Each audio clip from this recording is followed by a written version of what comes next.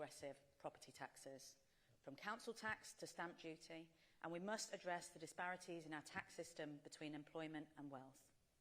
Second, we stand with businesses that invest, innovate and build for the long term, not those that extract value without creating it. It means confronting a system riddled with loopholes and cliff edges that don't just lose revenue, they undermine confidence and fairness in the system. It means reforming business rates and VAT thresholds to make it easier for firms to grow and take risk. Third, we must embrace an active strategic state, one that supports long-term growth and economic security, investing in the foundations of our economy, in energy, infrastructure, skills and innovation. And finally, we must reform the rules that govern our economy. We have tied our own hands, prioritising short-term fiscal targets over long-term growth, including the way the OBR assesses policy, focusing heavily on short-term costs while undervaluing the long-term gains from investment and reform. The fiscal framework that places a premium on narrow measures of headroom rather than the overall strength and resilience of the economy. And the system where the immediate cost of action is given far greater weight than the long-term costs of inaction. Yep. We have mistaken rules for responsibility, and until we change that, we will struggle to deliver renewal. Reforming these frameworks is not about weakening discipline, it's about strengthening it by ensuring our institutions properly account for growth, investment and the long-term health of the economy. Because this isn't about abstract principles, it is about building an economy that works for the people who rely on it every day, workers, businesses and communities alike. Thank you. Thank you so much. Thank you so much, Louise. I'm going to turn to Chris.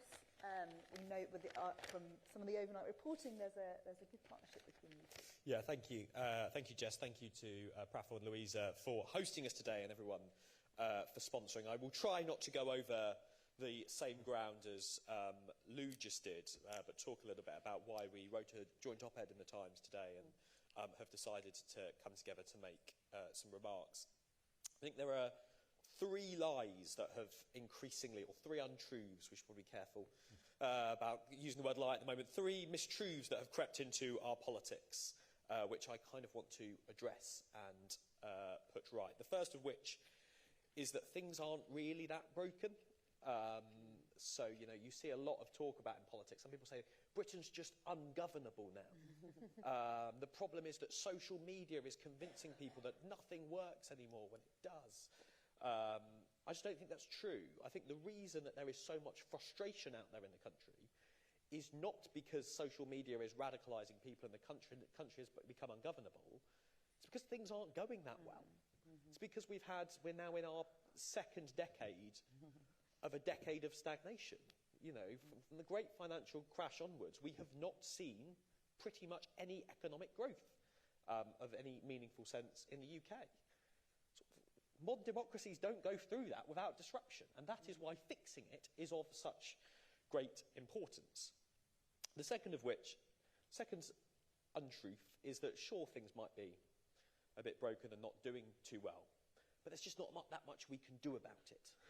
It's just too difficult to fix these challenges. You hear this quite often, from government institutions or policy advisors, often from businesses as well, who push back and try and, often because they've been the big beneficiaries of the status quo, they try and push back against the changes that might be required to the status quo to fix the fact that we've faced 2 decades of stagnation. You can't change tax reform. You can't do tax reform, some of the things that Lou just talked about, because there'll be losers as well as winners. You can't change the way our energy market works because it might dampen investment. All of these are just arguments for protecting a status quo by the people that benefit from it. And it is only by changing them, changing the incentives, ensuring all of these systems work for creation and incentivise growth, that we can actually get our systems working properly again.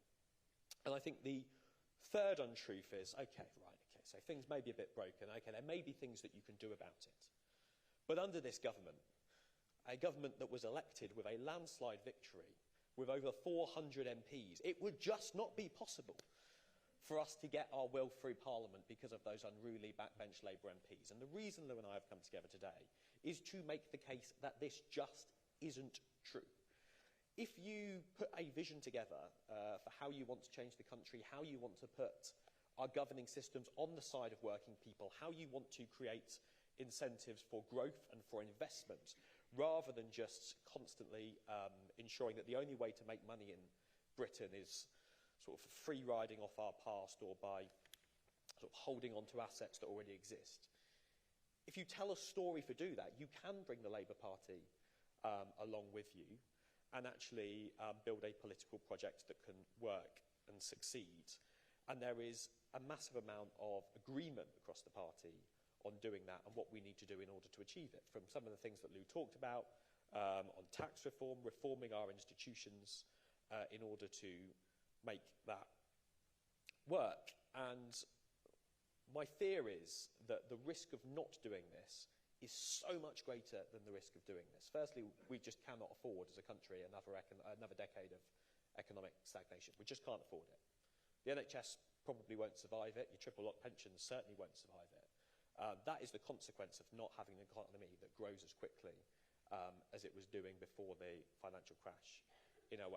But perhaps scarier still, as a centre-left social democrat, I know where we're going to end up politically. I was a pollster before I did this. Where we're going to end up is Nigel Farage ending up in government, taking this country further to the right and putting in place loads of worse solutions which damage our society and don't solve that problem either.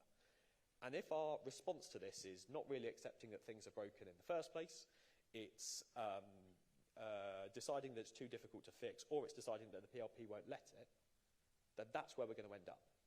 And we need to come together with a political economy and a set of solutions that put our country back on track. It is not managerialism, it is incrementalism, it is the kind of reforming zeal and radicalism that is going to be required to fix our politics, fix our economy, and fix our country. Thank you. Thank you so much, Chris.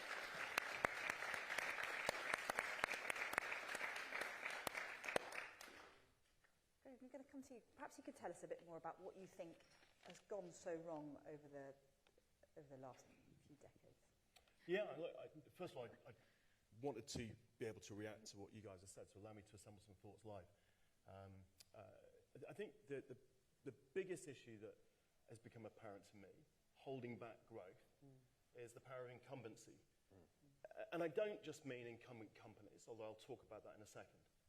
But it's also the regulatory incumbency, institutional incumbency, and the incumbency of ideas. I think we live in a world which everybody knows we're seeing technology progress at the fastest pace ever, and it's accelerating. But if I give just one example of kind of the sludge that goes in the opposite direction. When Ofgem first regulated the energy sector, its regulation ran to 75 pages. It's now 1,200. Now, by the way, it doesn't take that long to read 1,200 pages, and thanks to technology, we feed into ChatGPT. The problem is that every one of those pages dictates activities that have to be undertaken within companies, an army of people, both within companies and within regulators, and every one of those sets of rules creates barriers to any form of innovation. So what you've got, I think, is this widening jaw between the possibilities offered by technology progress and, if anything, the rapidly decreasing pace of ability to use that progress to serve the people of Britain. And then let me give some examples. I mean, right at the beginning, the opening statement talked about households being stuck with an energy supply that exploits them, they've got nowhere else to go. Now, the reality, by the way, energy supply is just about the only good bit of energy, right? Because you've got companies that are responsive to customers, they have to compete with each other, the competition is vigorous, and the opaque pricing that used to lead to people being ripped off has been ended by the price cap. It's a sector where profits are limited to around 2%, which customers feel is reasonably fair. But it sits at the end of a chain where I can tell you my frustration. I'm a retailer of energy. If you're a retailer in supermarkets, if you're Tesco, the most important team in your business is the buying team. It is their job to relentlessly drive down the cost of the supply chain. They will be finding how to meet their customer needs at the lowest possible cost. They'll be finding new products and services their customers may like, and they will do that essentially driven by the competitive force they have against Sainsbury's and incumbents like Aldi and Lidl.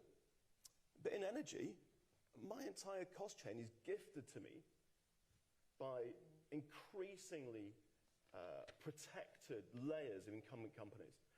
And so, for example, I think there are 3 times we've tried really hard to bring big-scale innovation that would slash costs for energy in the UK whilst making it greener. Every one of those was killed. Now, don't get me wrong, it's not that all our ideas are right, although I can tell you we invested many, many millions in developing them, modelling them, and in often cases, seeding and piloting them. If I look at, for example, zonal pricing, right? Now, it was a big debate. The government chose not to. That's totally fine. We're in a democracy. We move on. But just to give you an example, zonal pricing would have saved £4 to £7 billion a year on energy bills. Right? Every model demonstrated that. By not accepting that, because we felt as a nation it was necessary to protect the model that served the incumbents, households are paying a lot more money. And I think when I look at sectors like energy, what's kind of really remarkable is, Louise mentioned Amazon earlier. I'm sure they could improve their employment policies, but Argos didn't get to lobby against Amazon. There was no God-given right for Argos or Debenhams to exist. But if we look at the highly regulated sectors, we've almost got Stockholm Syndrome now as a society, which is our job to somehow preserve them. Now, I was at a breakfast recently where you had a whole load of the energy incumbents.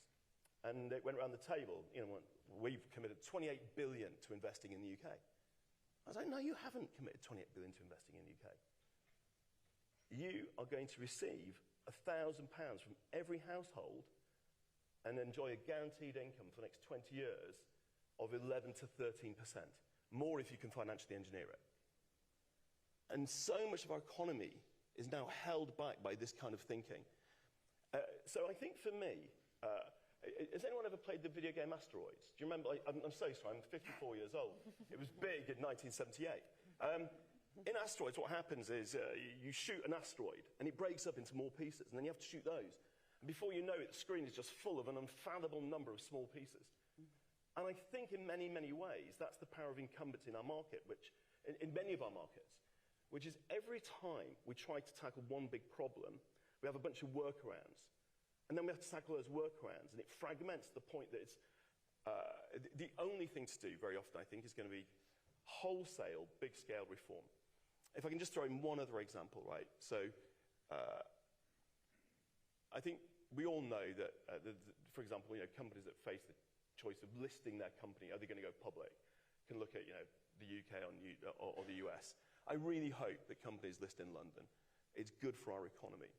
There's a real challenge for it because the London Stock Exchange has seen pension funds reduce the allocation of capital from 40-odd% of all the funds they allocate going into UK equities to 3% over the last 20 years, depriving the UK economy of enormous amounts of growth capital and our public markets, depriving our pensioners of the incomes they deserve, to the point that today a UK pensioner from the same investments will have roughly half the pension of an Australian or US pensioner making the same level of investment. Now, that's 20 years, by the way. This is not blaming this government. In fact, this government are looking to reform that through the pension bill, through mansion house reforms and others. But all of these reforms are taking years and years and years. And in the meanwhile, essentially the £50 billion of tax credits that go to pensioners are subsidising overseas stocks. And companies like mine are going to be making Canadian pensioners rich, not British ones. And so I bring these together to say it's the forces of incumbency and the layers of regulatory barrier to change. Everybody stands to lose a little something. But we have to make those decisions in order we can all gain a big something. Thank you so much. It's anything incredibly depressing, but... Sorry, do you want to... Thanks so much. Do you want to talk to us a little bit about the sort of bigger picture and how what this means to voters and how frustrated they are by hearing so Sure. much of that. So have you ever talked to any business person or politician who says they're not for growth? No. So we need to go beyond kind of slogans and better understand, first of all, what drives growth. And the answer is investment, and that's both public and private sector investment. But also historically, both in the UK and definitely globally, we should be learning from our fellow countries what has actually stimulated that investment. Because what we have in the UK is now an economy that over 3 decades, right? So there isn't, shocks. Yes, let's talk about shocks. But there's actually been a surprising inertia in this country. But 3 decades of low total investment. That's both public and private sector investment. Had we invested even just half the amount in the OECD on the public side, we would have invested $500 billion more in the last 2 decades. And we continue to have low business investment. So you'll remember how you can calculate GDP. You can either do it from the spending side, so C plus I plus G plus X minus M. The I bit is business investment. Or you can do it on products, the national income and product accounting, or incomes, right? Profits, wages, rents, and interest. So even though GDP is not a great measure, and we've all been thinking about how to go beyond GDP, even just by looking at the classic kind of old school GDP, you can see so much of what's happening in this country. So the business investment side has not only been low, but also falling at the same time that the profit share has been rising. That's the definition of a financialized economy. So high profits, but those profits are not being invested back into the economy. Just think of the stories from Thames Water, Carillion, and so on. Those profits going out to shareholders. Globally, by the way, this is a problem. Over $7 trillion have been used just to buy back shares, to boost stock prices, stock options, and executive pay. But we are in the UK 26th. 26th. It's very low in the OECD for business investment. Okay, so the problem is obviously both on the public and the private side. And instead of talking about, us versus them, business, the Carillion model, which is wrong, we can go into that, but that would be a distraction. How do we actually change? And I think this is where the current government, with its 2 years left, forget the individuals, but the actual government has 2 years left, could actually start really, really changing things and not sticking to this 3-decade model. And that's where the missions concept came in. And I was very happy that my book, Mission Economy, was cited when the government came in. They established these 5 missions. But then what happened? What was the first mission? Growth. Right? So yes, we're all here to talk about growth, but growth is not the mission. Not because we don't want growth, but growth is the result. Growth is an outcome. It's an outcome, as I just said, of public and private sector investment. When they went to the moon, and it's nice to remind ourselves about the moon because we just tried it again, right? Artemis circled around the moon. NASA did not say growth. They did not say de-risk the private sector. They did not say facilitate, enable, or we have to be business friendly, this word that comes up in this country constantly. They said, we got a lot of stuff to do. We got to solve what will the astronauts wear, how will they literally pee and go to the bathroom, and Artemis just this month had problems around the toilet issue, right? These are very concrete problems. What will they eat? And it was solutions to those problems that government boldly set itself to go to the moon and back in a short amount of time that fostered innovation, right? Because they had to innovate. What does innovation foster? Growth. What did we end up with? Camera phones, foil blankets, baby formula, home insulation. So think of like our, earthly moonshots, right?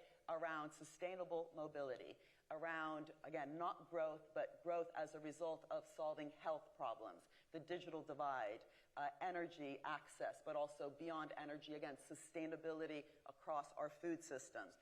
Again, what we wear, how we move, what we eat, and so on. This could foster growth.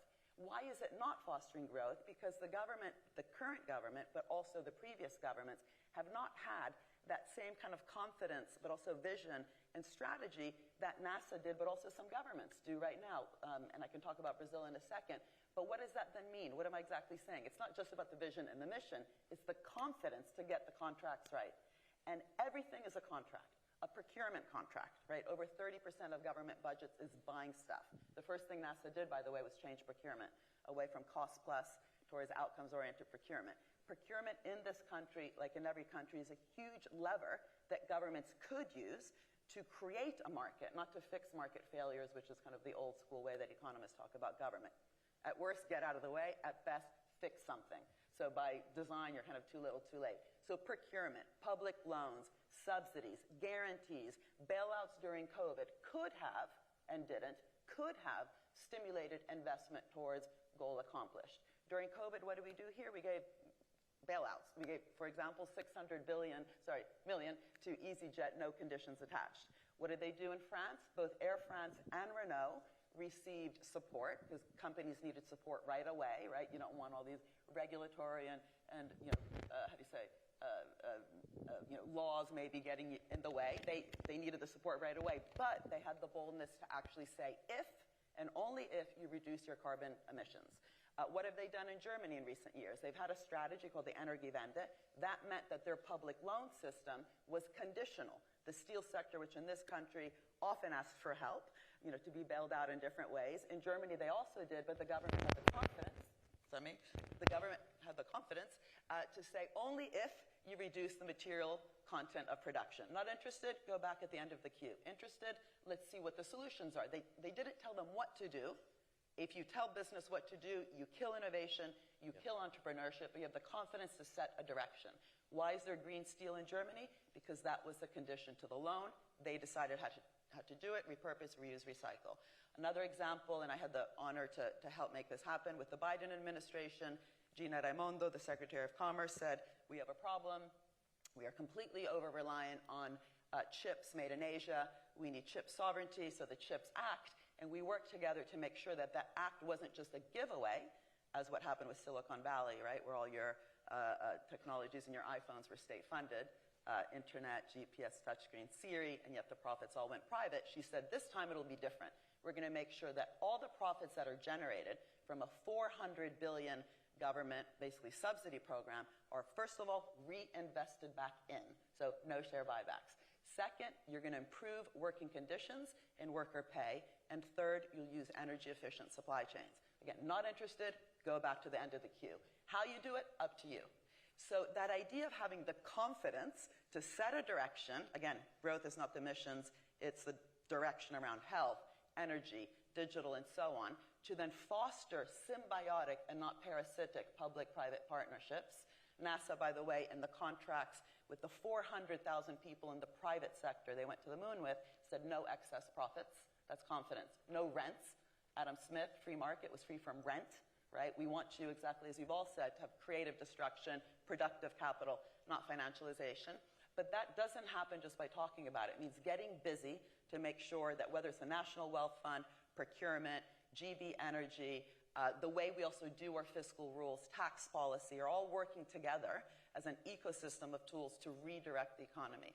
And I'll just finish by saying that if you don't do that, then at best you get conferences that talk about growth, talk about productivity, talk about jobs, R&D, but don't actually get you there because it's not the words, it's literally the structures. And unless you have a civil service that isn't told constantly, as they were with Cameron, where he said civil servants are the enemies of enterprise, or more recently, unfortunately, even with this government, one of the first things that was said was that they were somehow the barrier to growth. Unless we have a civil service that is invested in, instead of outsourced to, say, Deloitte during COVID, where we gave them $1.5 million a day to do something they had no clue about, which was test and trace, unless we actually really reform the civil service, not by cutting it, by investing within to have more agile, flexible bureaucracies instead of just blaming regulations or red tape and so on, then none of this can happen. Because to govern these wicked challenges, you need public and private working together confidently with those dynamic capabilities that we need. And that also has not really been happening recently. Thank you. Thank you so much.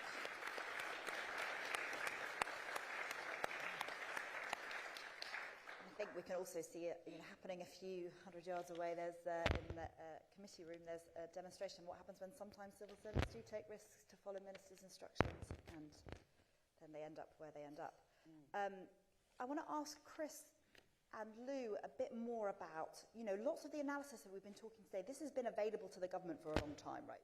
People know what the problems are, and it feels like there has still been this kind of vacuum at the centre of an insufficient vision or radical will to make these changes. And I want to ask you, what do you think is the original sin of the constraints this government is on? Is it the fiscal rules? Is it the tax pledge? You know, is it the fact, you know, you talked about, Chris, that the PLP is willing to make difficult decisions? Well, we've seen that the PLP is often very resistant to difficult decisions, whether that's welfare, perhaps you know, what's coming up on immigration. Even if those things were the wrong decisions by the government, it's led to this perception, and I think also from the markets, that the PLP are unwilling to do difficult things. I'd like to hear from both of you on those issues. Well, I think, I mean, on that last point first, that's one of the major reasons why Chris and I have decided to announce we're getting married. Spoken out and mentioned welfare particularly because we believe that the government and the markets drew the wrong lesson from the welfare debacle last year, in that a rushed set of self-defeating proposals were put to Parliament and put to the PLP precisely to meet that obsession with fiscal headroom that I spoke about in my opening remarks. It was to meet a forecast that we know is likely to be extremely shaky and will almost certainly be undermined and chopped and changed every 6 months, to meet figures that might drive down short-term costs on welfare, but almost certainly would lead to pushing up costs elsewhere in the system, be it onto local authorities or onto healthcare, or pushing people further into economic inactivity. That doesn't mean that the PLP doesn't accept that welfare spending is unsustainable. Of course it is, and the projections are inconceivable at the moment. So we really want to encourage the government to come back and engage with the PLP and look how we can drive welfare onto a sustainable footing. To the point, to your first part of your question, Jess, I think at times we have been guilty of treating the fiscal rules as the objective, rather than designing our fiscal strategy, tax strategy and economic strategy to achieve the objective. And that goes back to your point, Mariana, about the first mission being growth, when actually we should have been thinking about what we wanted to achieve with that growth. People, as Praful said at the beginning, can actually be alienated further when we see GDP rising, and we need to be looking at how we materially improve people's lives, both with their both economically, but also with the kind of lives that they want to then enjoy with that economy. And that goes back to that original socialist principle of giving people free time and the material improvements in their life to enjoy that time. I won't repeat the welfare point, other than to say, you know, it is not just unsustainable, the welfare system, it's unacceptable. Completely unacceptable to have so many people, particularly under a Labour government, who are out of work, not able to live their full potential in life. And it is, I think, a defining importance of our movement to build a country where fewer people are living on welfare. And again, as Louise said, it was just the complete wrong lessons that were drawn from that. And we should have come out the day after and said, yes, these proposals were the wrong proposals. But that doesn't mean that we should accept the direction of travel on welfare. And we do need to do many things, some of which the government has done, but we need to do more in order to bring down that bill. What about a tax pledge? Just on the, we shouldn't have done the tax pledge in the election campaign, if only because it probably didn't win us a single vote. It was opposed to at the time. All of the polling and focus groups said that, and it was the wrong decision to do it. And you could never predict the future, and you should never be making commitments like that you aren't convinced that you'll be able to stick to. And it leads to worse reforms to the tax system than you should otherwise be making. I just on this conversation about sort of what led us into this situation, I think too often politics widely, certainly my bit of politics, has disincentivised people from saying things that are interesting, from contributing ideas, from having conversations, having discussions. And I think that really hit an unacceptable point that had real consequences in the run-up to the last election. That Lou and I come from slightly different parts of the party, but I turned up to conferences for years, and we used to it was always notable the extent to which the game was always to try and give speeches where you said as little meaningful as possible. You came up with phrases like, we need to have an honest conversation about immigration. No conversation then followed, but we said we needed to have an honest conversation about immigration. Or we said things like, skills were important. Nobody ever engaged in the policy discussion. And the moment somebody did, people in the audience went, oh God, that comes with trade-offs. We can't accept the idea of trade-offs. We can't accept the ideas of downside. We can't accept the ideas of saying something meaningful.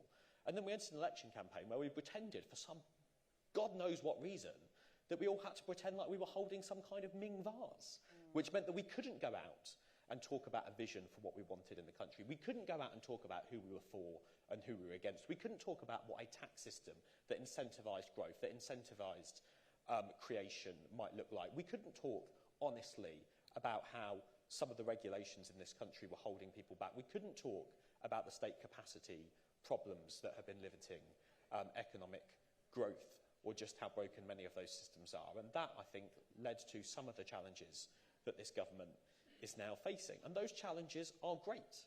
Just bring me back to my previous point. We cannot sit here and accept as a country, used to work in transport, the home of Isambard Kingdom Brunel, we are now at a point where, because of regulations, because of a limited ability of state capacity, because of everything else, we cannot build a railway line from London to the north.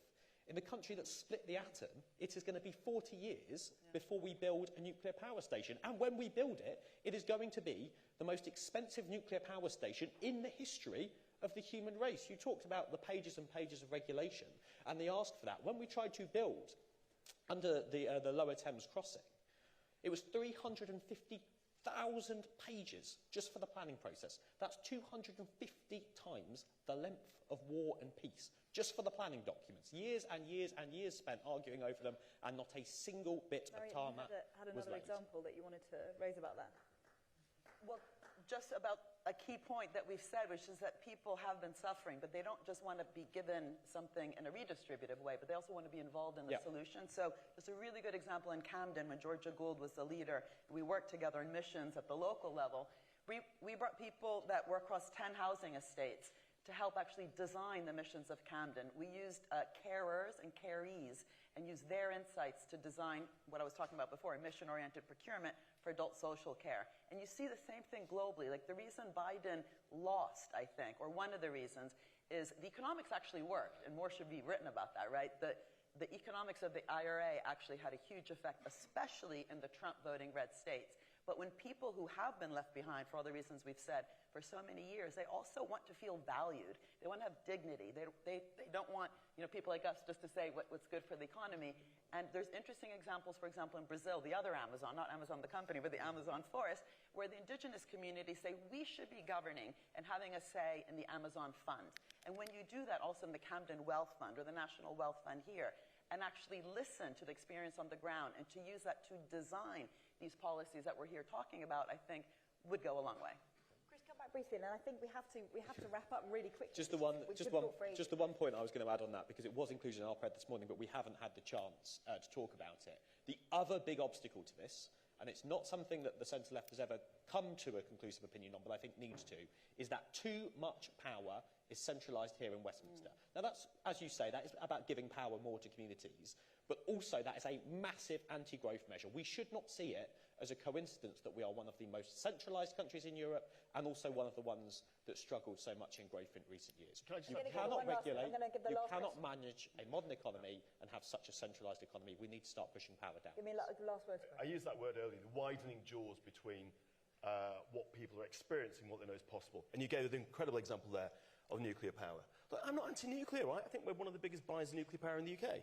But not only is it going to take us decades to build the nuclear power stations, long after the current energy crises are over, long after the need for data centres and other sources of new power, not only is it going to be the most expensive power in the world, but it's going on bills today, right? So while we are in a cost of living crisis, the number one issue, by the way, for voters is cost of living.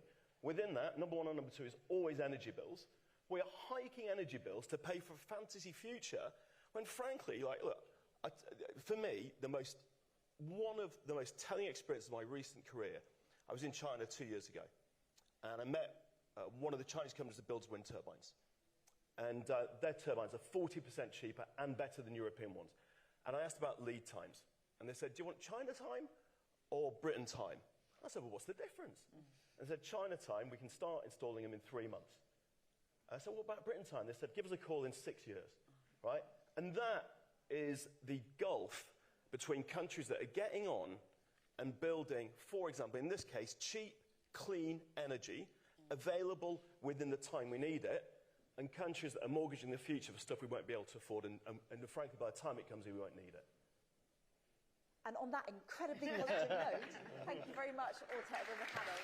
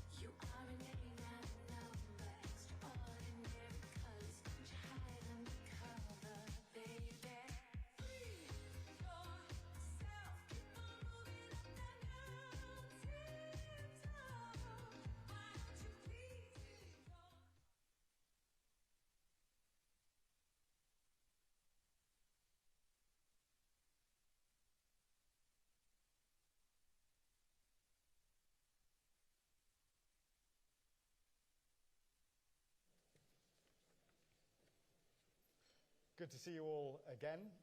Look, our next speaker needs no introduction, but I'm going to try anyway. Look, as we face a world full of turbulence, war overseas, energy security has rightly taken centre stage.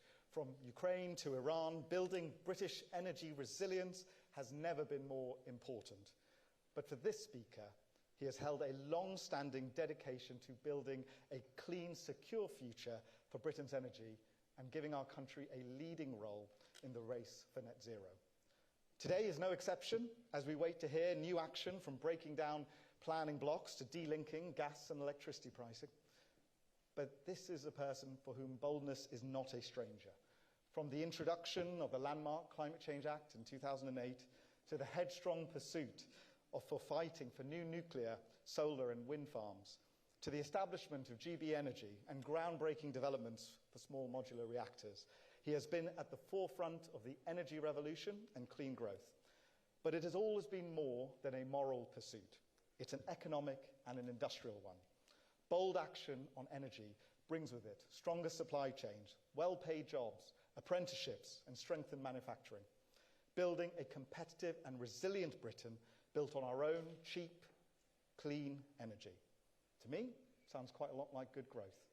And we are very pleased to welcome to the stage the Secretary of State for Energy Security and Net Zero, Ed Miliband.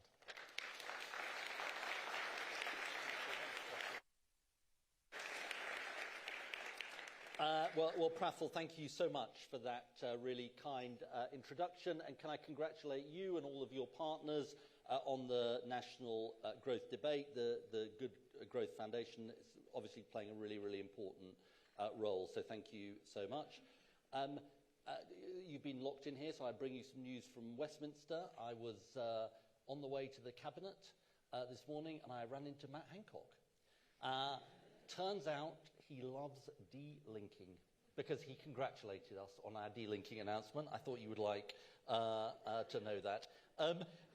It's a privilege to be here at the National Growth Debate, and this summit tackles one of the defining questions for Britain in 2026, which is how we drive the growth needed to raise living standards and create good jobs. Now, in just the last few weeks, this government has signed the contracts for the UK's first fleet of small modular reactors, consented the UK's largest ever solar project, published our plan to implement the Fingleton Review as we take a pro-nuclear, pro-nature approach to building in this country, and we've seen historic investments in hydrogen, floating wind, and wind turbine manufacturing, the latest steps in our plan to work with business and trade unions to reindustrialise Britain. So this government believes that clean energy is the great industrial and economic project for our country in the 21st century. But what I want to argue today, and I warn you this is a bit nerdy, is that it's even more important, our clean energy mission, given what has unfolded in the last few weeks. And I want to make an argument to you in this speech that is threefold. First, as we face the second fossil fuel shock in less than 5 years, the lesson for our country is clear. The era of fossil fuel security is over, and the era of clean energy security must come of age. For Britain and so many other countries, clean energy is now the only route to financial security, energy security, and indeed national security. Second part of my argument is that since taking office 2 years ago, the government has been relentless in our efforts to build clean power at speed and drive electrification across the economy. And while some have said we have gone too far and too fast, I profoundly disagree. Actually, I believe the opposite is true. In response to recent events, our actions must now be faster, deeper, and more wide-ranging if we're to protect our security. We have not a moment to waste. And that's why, as I will explain today, we will double down, not back down, on our mission for clean energy. Third, I'm not going to let Britain learn the wrong lessons and have us end up back here all over again. The North Sea is an important resource for our country, which we will continue to use for decades to come. I do not agree with those who say we should turn off the taps overnight. But nor do I agree with those who suggest that somehow drilling every last drop will take a penny off bills or give us energy security. Indeed, an answer to this crisis that rejects clean energy and doubles down on fossil fuels is a recipe for energy insecurity in perpetuity. You can't solve a fossil fuels crisis by doubling down on fossil fuels. So let me now take you through the argument. First, it's now clear that the world faces a second fossil fuel shock of this decade. The most important objective remains working for a permanent ceasefire and getting shipping flowing through the Strait of Hormuz. But even if we do that, recent events will reverberate across oil and gas markets, at least for some months to come. Now, from the moment this conflict began, our immediate response, and indeed responsibility as a government, has been to fight people's corner in the face of global events. Because we know it is ordinary working people who are most exposed to the impacts of this crisis. That's why, following our action that reduced the energy price cap in April, we've worked to help vulnerable families and expanded bills support to thousands of businesses. And however long this crisis goes on for, we will continue to support families and businesses and intervene where necessary. But, and this is the main point of this speech, we're also determined to learn the right lessons of what we've seen in the last 4 years. Russia's invasion of Ukraine caused global energy prices to surge and did huge damage to family finances, business finances, and the public finances, frankly, from which we are still seeking to recover. And here we are all over again. The same story of events around the world threatening families and businesses at home. And here's the thing you've just got to make a judgment about. All of us have to make a judgment about. I believe this is for one simple reason. Because Britain is so exposed to international fossil fuel markets. We're exposed in our electricity system because 30% of generation comes from gas. And even more so, and I'll come on to this, because even when we use renewables and nuclear, gas often sets the price. We're exposed in how we keep our homes warm, because around 90% of families rely on gas and oil or oil for their heating. We're exposed in our businesses and industry, because around 70% of industrial processes also rely on fossil fuels. And we're exposed in how we fuel our vehicles, because around 90% of cars on our roads run on petrol or diesel. And the reason this leaves us so vulnerable is because the price of these fossil fuels is set on the international market, regardless of where they come from. This is the fundamental energy and economics lesson of this crisis. Now, truthfully, this has been a huge drag on growth and living standards for decades, because half of the UK's recessions since the 1970s have been caused by fossil fuel price shocks. And now a more dangerous world increases the risks. To ignore one fossil fuel crisis and carry on with business as usual, as some wanted to do, was wrong. To ignore two in less than 5 years will be completely irresponsible.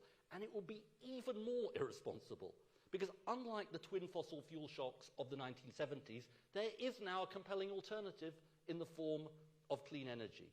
An alternative that cannot be disrupted by foreign wars, because it comes from our own wind, sun, and nuclear resources. That isn't subject to global price shocks, because it is locked in at stable prices here at home. That can create hundreds of thousands of good jobs and indeed drive economic growth, a big concern of the Good Growth Foundation, obviously, as we use more efficient electrified technologies, and an alternative that will help tackle the climate crisis to protect our children and grandchildren. Indeed, we already see, and this is really, really, I think, an important and maybe overlooked part of the debate, we already see how clean energy is helping protect Britain and other countries during this crisis. Since 2010, homegrown renewables in the UK have gone from generating around 7% of our electricity to over 50% today. If the last government wanted to, they could, if the current opposition Conservative Party wanted to, they could claim some credit for this, but they don't fancy that in their new guise.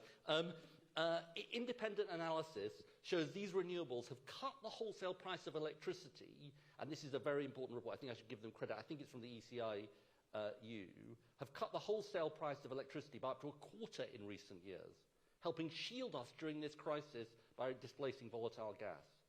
And around the world, we see how different countries are insulating their economies, like Spain, which has doubled its wind and solar capacity since 2019 and dramatically reduced the influence of gas on power prices.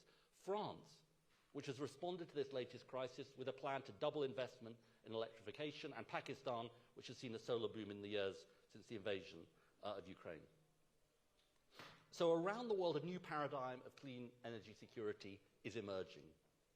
And informed by the lessons of Russia's invasion of Ukraine, with a mission, and I should give credit to the godmother of missions, Mariana Mazzucato, who's with us, established when we were in opposition. In the UK, since we came to office, we've been putting the full weight of government behind making Britain a clean energy superpower. This mission has always had two parts: driving to a clean electricity system, but also electrifying as much as we can as we decarbonise the wider economy.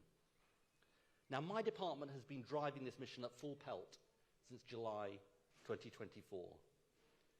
And I guess it won't have escaped your notice that for nearly 2 years, this mission has been opposed by a coalition of naysayers and defeatists. And that's how I characterise them anyway.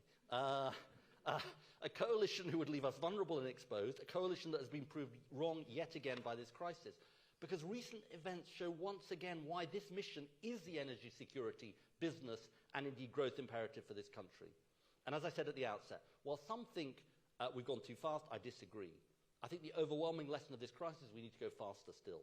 Because every solar panel we put up, every wind turbine we build, every heat pump we install, every EV on the road makes our country more secure. So that takes me to the second part of my remarks, which is how we need to go faster. And there's three parts to this. First, we're going to speed up the drive for clean power. In less than 2 years, we've secured enough clean homegrown power for the equivalent of 23 million homes through 2 record-breaking renewables auctions. And we've got business folk in the room. Thank you to them for being part of that process. It's really, really important. We've invested in the biggest nuclear building program in half a century, something I'm incredibly proud of. And relentlessly broken down the barriers in the way of building, from planning reform to fixing the dysfunctional grid queue. And in the first weeks of this conflict, we announced we would step up these efforts by bringing forward our next renewables auction to July. Today, we're going even further. Building on public land offers a huge opportunity to fast-track the rollout of renewables in this country, and for too long we've failed to seize this opportunity. So my department is going to work hand-in-hand with Great British Energy, the Ministry of Defence, Network Rail, Forestry England, and other public landowners to build wind, solar and batteries. Honestly, this is a no-brainer. We've got vast amounts of public land that could be used to make us more secure and generate revenue. So we're going to harness untapped public assets, from railway warehouses to unused brownfield sites, to significantly expand the pipeline of renewables. I'm sure there are people in this room who've got ideas on this. We'd love to hear from you. We think this could unlock around 10 gigawatts of capacity. That's a cautious estimate, even using only a fraction of government land. We're also going to step up our work to get critical clean energy projects built across the board, including accelerating the vital grid infrastructure we need. And look, the stakes couldn't be higher here. Every irrational bureaucratic obstacle in the way of clean energy leaves us more insecure as a country. I won't go through all of the package of very detailed reforms today, but we're setting out a whole package of them to get the grid we need built, from land access rules to network consenting, as well as plans to extend permitted development rights and expand self-build for grid connections. And it goes to sort of my view about this, which is it's like the British cycling team philosophy, which is every incremental gain makes a significant difference. We're going to leave no stone unturned as we mobilise the power of government to build this infrastructure at speed.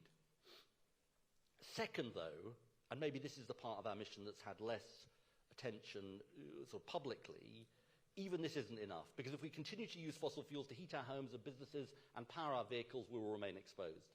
So we also will accelerate our efforts to drive electrification across the economy. Even before the Iran war, we were seeing record demand for technologies like rooftop solar, batteries, heat pumps, and electric vehicles. And in the teeth of this crisis, for totally understandable reasons, demand for them is surging. Octopus, you had Greg on earlier, report that solar panel sales rose by more than 75%. Sounds like an advert for Octopus, this. Rose by more than, there are other companies available, rose by more than 75%.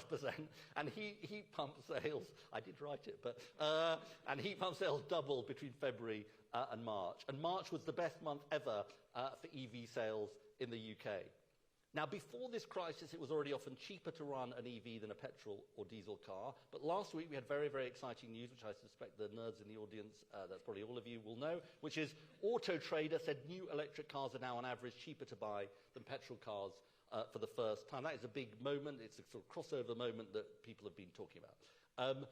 And with the right tariff, running a heat pump can be cheaper than a gas boiler. I just want to sort of say this, just in all candor. No matter what some people would have us believe, solar panels, heat pumps and EVs are not woke or a left-wing conspiracy or even a Marxist plot. They're actually common sense. And opponents of clean energy want to stand in the way of what the British public want. The difference is we want to support them in this endeavour. And we're also determined, and this is very, very important, to ensure everyone, not just the richest in society, can see the benefits. That's why earlier this year we introduced rules to ensure new homes are built with solar and clean heating as standard. The so-called Future Home Standard is incredibly important, and people have been waiting a long time for this, alongside the biggest public investment in home electrification in history through our £15 billion Warm Homes Plan. This is the important social justice element of this mission. We also want to do everything we can to protect families before next winter. And this is just the start of what we're doing today, bringing forward £100 million of funding in addition to existing plans to upgrade tens of thousands more social homes this year. We also know that families and small businesses use heating oil and LPG, being particularly exposed to rising prices. So building on the success of our £7,500 heat pump grants, we're announcing a supplement available for those reliant on heating oil or LPG, bringing it to £9,000 for the duration of the coming year. Something I'm really, really excited about, and I'm sure you are too, is plug-in solar in outside spaces. It offers an incredibly exciting opportunity for consumers to benefit from clean power. 500,000 families installed it in Germany last year alone, and we're going to bring it to the UK later this year, and we are absolutely motoring on getting this into the shops. But it's also worth saying, we recognise cost isn't the only barrier consumers face. So today we're also announcing we're removing barriers to on-street EV charging, and we're continuing with our record rollout of charging infrastructure alongside the 2030 phase-out date for new petrol and diesel cars. There's lots of other important announcements we're making today, like more solar on rooftops of schools, which I'm working with my colleague Bridget Phillipson on, to help schools to cut their energy bills and transfer money into frontline teaching. Okay, so that's the second part of my remarks, spreading electrification across the economy. Third, there's another crucial element, this is the bit you've all been waiting for, of ending our dependence on insecurity, and that is on delinking. As we get off fossil fuels, we must also break the link to them in our electricity prices. The structure of our energy system means that today volatile gas usually sets the wholesale price of electricity, meaning that at those times many renewables and nuclear generators get paid the gas price. And at times of crisis, like now, this compounds the impact of fossil fuel shocks on families and businesses, and indeed drives large windfall profits for some electricity generators. Now, it's important to say this. We've already moved from gas setting the price, because that's the big thing that matters here, of electricity around 90% of the time in the early 2020s to around 60% today. And thanks to our clean power mission, we estimate gas will set the wholesale price around half the time by 2030. But in addition to that, by building clean power, we're expanding the proportion of generation on long-term fixed-price contracts, that's CFDs, from around 20% today to over 60% by 2030. That's partly because of our pace, which is crucial because it helps break the link with volatile gas even further. But we've concluded that evolution in breaking the link is not enough. So today, the Chancellor and I set out how we will take this further. From next year, we're going to seek to transfer legacy low-carbon generators, which supply about a third of our power today, onto fixed-price contracts that deliver value for money for consumers. Now, this is going to be I want to be clear about this. This will be a voluntary decision for those generators, but because of the tax decisions the Chancellor is announcing today, both extending the EGL, the electricity generator levy, and raising the rate, we will significantly change the economic incentives for them to do so. Together, these measures will accelerate the delinking of gas and electricity prices, making funds available to support families and businesses with the impacts of this conflict on the cost of living. Look, for too long, governments have failed to grapple with this challenge of delinking. This government is taking decisive action. Third part of my remarks. As we learn the right lessons from this crisis, we must avoid learning the wrong ones. There's been a lot of debate about the North Sea in recent weeks. Some people say we should cease all drilling and turn off the taps. I disagree with this position. Others say we should drill every last drop. I also think this is the wrong position. As set out in our manifesto, this government is pursuing what I believe is a sensible, pragmatic course. Production for the North Sea is an important and valuable resource, and its workforce is a vital asset for the country. That's why we're harnessing our domestic supply by keeping existing fields open for their lifetime, decades into the future, and as announced in our North Sea Future Plan last year, enabling tiebacks for these fields through our transitional energy certificates. And today, in advance of legislation, we're publishing further details on transitional energy certificates to provide greater certainty and clarity for industry, looking to invest in already explored areas near existing licensed fields, supporting a fair and managed transition. Some people will oppose this policy, but I think they are wrong. Our position is rooted in a plan for a just transition and a fair-minded analysis of what the science demands. Now, on the other side of the argument, from those who would turn off the taps, there are those who say we should drill every last drop. And I just want to talk about this position and why I disagree with it for a minute. Because I think this position relies on a series of myths which the evidence simply does not support. First, drilling every last drop will not take a penny off bills, because fossil fuels are sold on global markets no matter where they are produced. And North Sea production is simply too marginal to make any difference to this global price. Don't take my word for it. It's what Conservative ministers said repeatedly in the last Parliament, and the Leader of the Opposition was forced to admit last month. Second, drilling every last drop cannot give us energy security. The North Sea is a mature and declining basin. Production in the North Sea has already declined by 75% over the course of this century, and it no longer has sufficient resources to meet our needs.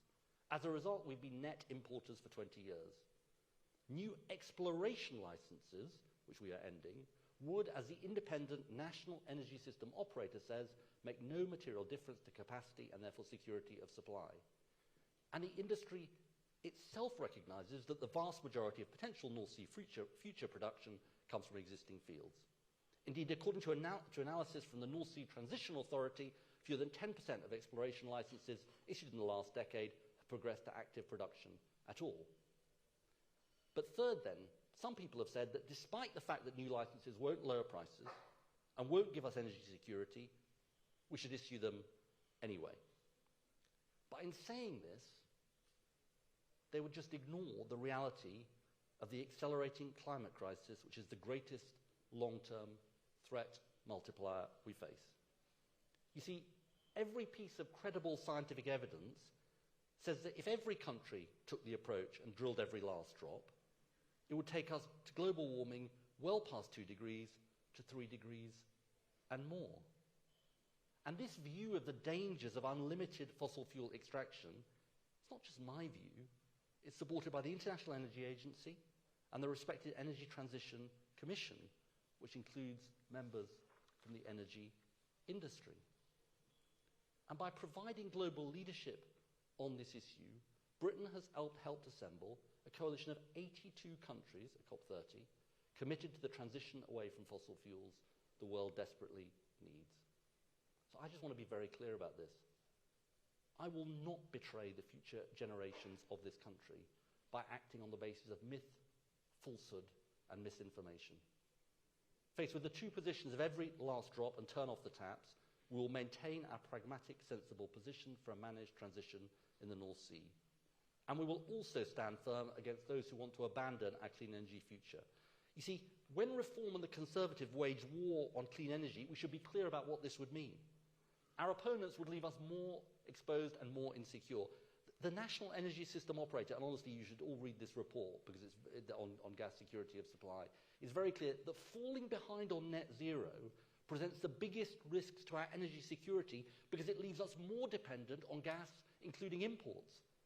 Our opponents would also deprive us of cheaper, cleaner power. They told us to cancel the AR7 renewables auction, which is going to supply power to the equivalent of millions of homes and secured renewables at prices 40% cheaper than building and operating new gas. And they would destroy jobs. We've seen over £90 billion of private investment pledged into clean energy since this government came to office. And waging war on clean energy will put hundreds of thousands of existing jobs in clean energy, as well as the hundreds of thousands of new jobs we're creating, at risk. And all the while, they would take the risky path for our economy, our country, and our finances. given the Climate Change Committee, and this is an excellent piece of work they did, shows a single fossil fuel shock could cost as much as the entire additional investment required to reach net zero between now and 2050. So, to sum up, as Britain grapples with a more uncertain and insecure world, there are two paths opening up in this debate, in my view. Between doubling down on a future built on the rock of clean power and electrification, or retreating to the comfort of false solutions that would do nothing for our security and leave us brutally exposed. And I do urge people of all political parties and none to reject the path of false solutions and instead work with us to electrify Britain and build the clean energy future that is in our grasp. And let me close by saying this. Over the last 2 decades, Britain has been through crisis after crisis. The financial crash, COVID, Russia's invasion of Ukraine, and now the impact of conflict in the Middle East. The question facing us isn't simply how to avoid a repeat of this shock, that's important, but how to build a better country as we do so. I believe the agenda I've outlined offers an exciting, optimistic, and hopeful future for the country, and that really, really matters. Energy and economic security that can withstand this new age of geopolitical instability, warmer homes, lower bills, cleaner air, better technologies, a stable environment for business, good jobs across our country, and doing the right thing for our children and grandchildren. We owe it to the British people to deliver. We can, we must, we will do it together. Thank you so much, everybody. Thank you.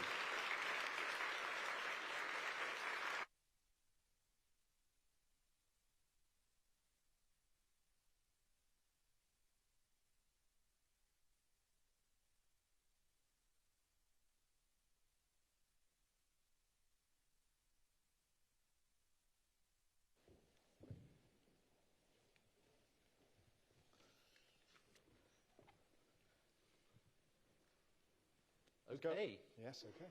Thank you very much, Secretary of State. Yeah.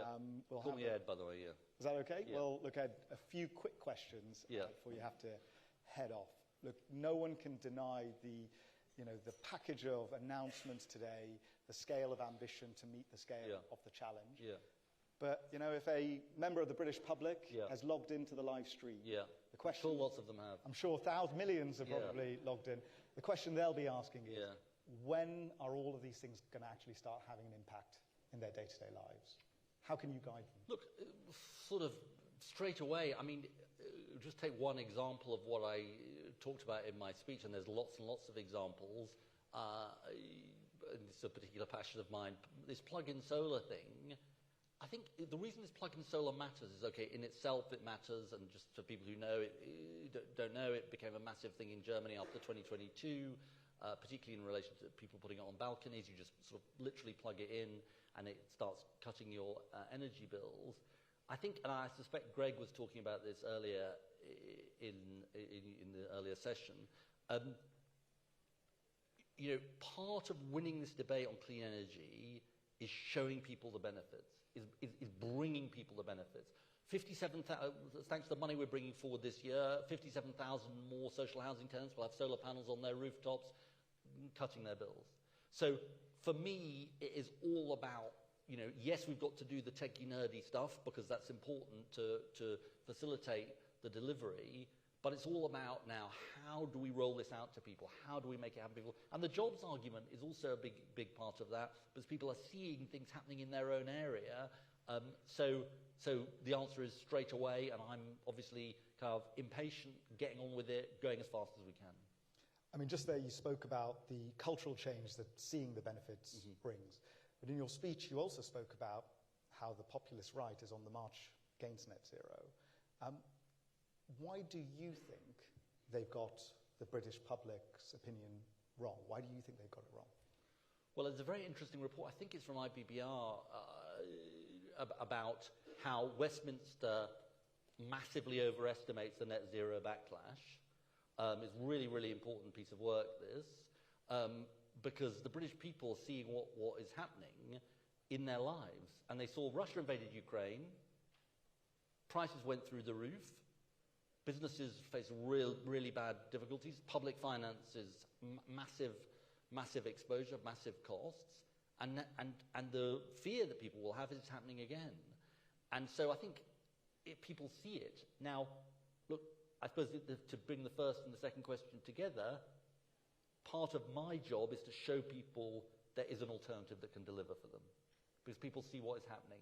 And I would quote the Prime Minister here, because I think this is sort of important.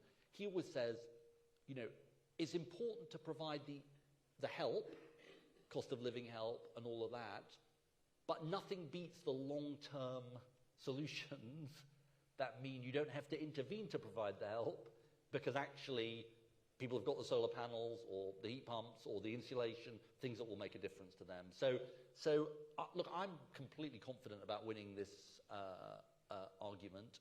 Yes, it's a challenge. Yes, there are well-funded forces, but it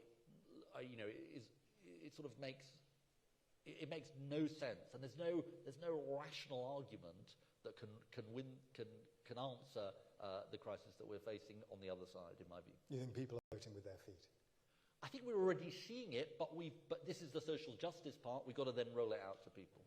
Well, look, I'm going to ask a couple of questions on the delinking announcement. Sure. And I asked this question. One of my most popular videos on TikTok is me lip-syncing while trying to explain to people the coupling of gas and electricity pricing. Right. So the first question I would ask to you was a very popular topic. You know, can you explain to the British public at large, in a sentence or two, why this is so important? And then a follow-up question to that. Why do you think you can start this process now? Okay. A sort of brevity in relation to delinking. The fundamental point is we believe that clean power offers a cheaper alternative to relying on fossil fuels in general, and in particular at times like this when we're on the roller coaster of oil and gas markets we don't control. But so long as the electricity price is linked to the gas price and the benefits don't come back to consumers, there's a missing link in the chain. Now, to be fair, some people get this debate slightly wrong, because contracts for difference provide a fixed price contract, which means the benefits do go to the British public. But as I said in my speech, evolution is not going to... This is not one sentence, by the way. Evolution is not going to get us there. And that's why today's announcements by the Chancellor are important. First of all, raising the tax, because that means that the excess profits that some nuclear and renewable companies are getting from the link to the gas price is reduced, and we can use that money to help families and businesses with the cost of living. And secondly, and that sharpens the incentives for what has got to be a voluntary process, in our view, of getting more generators onto fixed price contracts. So that is the way that we've constructed this. We've been working on it a long time, very much a joint enterprise with us and the Treasury. And it's important to sum up, because we want the benefits of cheaper, cleaner power to get to people, and this is the best answer we think there is. The final question from me. You've made some really big announcements on nuclear quite recently as well, SMRs being one of them. In your mind, is nuclear the new backup? Is that the thing that's going to replace gas? And is that why your answer is there on North Sea oil? Look, I think nuclear is... it's going to be a renewables-heavy system, but nuclear is going to play an incredibly important role. You know, and I think actually, and we've got this very important thing happening, which is the Strategic Spatial Energy Plan, the SSEP, which many people in this room will be familiar with, which is something that the NESO is producing, and they're going to offer the government a number of pathways for where does energy go, and that's a really important evidence-based piece of work. But you know, all of my sense is we're going to need a lot more electricity, not less. You know, if we talk about this electrification agenda, which I've talked about today, if you think about AI, if you think about all of the challenges of electrification and all of the needs for electrification, I sort of think you're going to need all of this. And you know, I'm really excited about the potential of SMRs. I'm really excited. We had this amazing trip in North Wales, seeing where the SMR site is going to be, and just the excitement of the kids in the college there about the future that is going to be produced for them. And I suppose to go a bit non-nerdy for a second, I think that's the sort of point I would end on, which is, you know, hope is the biggest thing that matters, I think. and it sounds a bit sort of hopey-changey, but I think it's really important, this. People want a sense, people feel they've been in a long, dark tunnel really since 2008 and the cost of living crisis. And, hope is the commodity that we have to offer as a government. And I think if you think about this whole agenda, whether it's in relation to bills and the clean tech that can make a difference to people, or in relation to jobs, or obviously in relation to the assurance you get from energy security, all of these things, or indeed hope for the future on climate, all of these things, I think, kind of cohere in this agenda, and that's why I'm so passionate about it. Ed, Secretary of State, thank you very, very much. Thank you so much. Thank you. Thanks a lot. Thank you very much.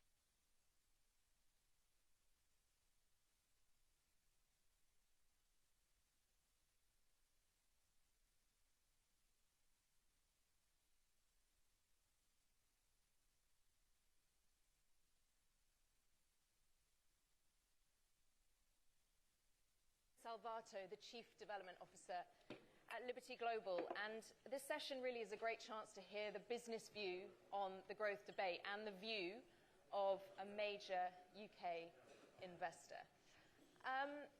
Andrea, should we start by just sort of getting an overview of what Liberty Global does here in the UK for those who don't know? So if you start by telling us about your joint venture owning Virgin Media O2. Very happy to. Hi, everybody.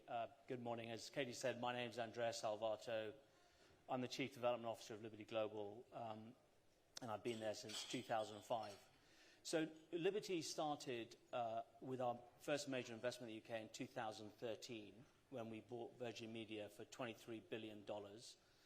For those of you that know, we then merged that with O2 and created Virgin Media O2, which in 2021, Virgin Media connects about 49 million people in the UK through its broadband and mobile network, and employs about 16,000 people, and we own 50% of that alongside our partner Telefonica, who's the incumbent in Spain. In addition to that, we have also been long-term investors in ITV. We owned 50% of All3Media, which was the UK's leading independent production company, until we sold that to Redbird a few years ago. And we've also, apropos Ed's recent, the speech that Ed's just made, we've also begun investing in clean energy through a 100% owned subsidiary called Egg Power, where we're generating solar power, primarily for use by Virgin Media, but also for third parties. And we've also started investing in a business that's rolling out destination charging for electric vehicles. So we have a broad, I would say quite a broad and big presence across the UK industrial. Should we talk about your latest investment announcement? Yes. Which was £2 billion Correct. into, along with others, trying to set up a challenger to Openreach that was announced in February, NetOmnia. So what are your plans there, and what stage is that investment at? Great. So maybe just to give you a little bit of history. So when we bought Virgin Media in 2013, the network covered just under 13 million households. We then started an organic program of extending that network, and we got it up to just under 16.5 million households. For various reasons, we then decided to create a separate joint venture, which we did in 2023, or I think we launched the services in January 2023, where we attracted approximately £4 billion of capital between ourselves, Telefonica, and a French-based private equity investor in infrastructure called Infravia Capital Partners. That business built an additional 2.5 million fibre homes and was competing in this sort of alternative network space, and was a real validation, I think, at the time of how attractive the UK telecoms market was. That market has since struggled. So I think, if you look at the alternative network spaces in the UK, there are too many small-scale providers. They are struggling to raise capital because the cost of capital has obviously skyrocketed in the last 3 or 4 years as a result of inflation across the globe. And so, in that challenging environment, we just announced in February that nexfibre, this vehicle, is going to buy another altnet called NetOmnia, and it's also buying some additional network from Virgin Media O2. By the time all that's finished, it's quite a complicated transaction. That joint venture will still be owned 50% by ourselves and Telefonica and Virgin Media, and 50% by Infravia Capital Partners, and is going to have 8 million fibre homes. So we should care about this because we care about the speed of our broadband. Yeah, it's a big deal on multiple respects. You know, it's really the first big-scale challenger to Openreach, which currently has a dominant market position in providing wholesale telecom services. It's also a big deal because it has, you know, it is going to invest about £3.5 billion of capital in the UK over the next 15 years in terms of upgrading the network to fibre and then connecting people to fibre. Because I think what people forget about these fibre networks, it's not just about building the network, it's also about then connecting the network to people's households. And many of you, will be going through that process with Openreach right now. Absolutely. And so I would say in a challenged sector, in the middle of what is a very difficult time globally, the fact that we were able to raise the financing, almost incremental billion of equity financing and billions of debt financing to both buy the business and then to put the capex in place, the capital expenditure in place to upgrade these networks was a very, very positive sign. And so the CMA, the Competition and Markets Authority, is taking a look at the deal at the moment. Covering tech, I hear so many businesses say that the three letters CMA send shivers down their spine. What's been your experience? And so, I guess it's early days, right? So yeah, our experience today with CMA has been very positive. We got the Virgin Media O2 merger cleared relatively quickly. We didn't have any issues when we were looking at things on all three media. So the experience today has been very positive. Clearly, right now, this transaction is subject to, as is absolutely normal, a competition review. And so we are going through that process with the CMA right now. And it's obviously very early days because we've just announced the transaction. Our view is this is a very pro-competitive transaction. It's not going to impact any competition at the retail level. In other words, the prices that you guys are paying for your broadband are not going to go up as a result of it. And it's going to create a really credible, scaled operator to try and attract wholesale revenue, which is when people like Sky and Vodafone and TalkTalk use your network to provide services to customers. And so we look forward to engaging with the CMA. We look forward to demonstrating the pro-competitive aspects of this transaction, and we're hoping for a very quick and speedy resolution.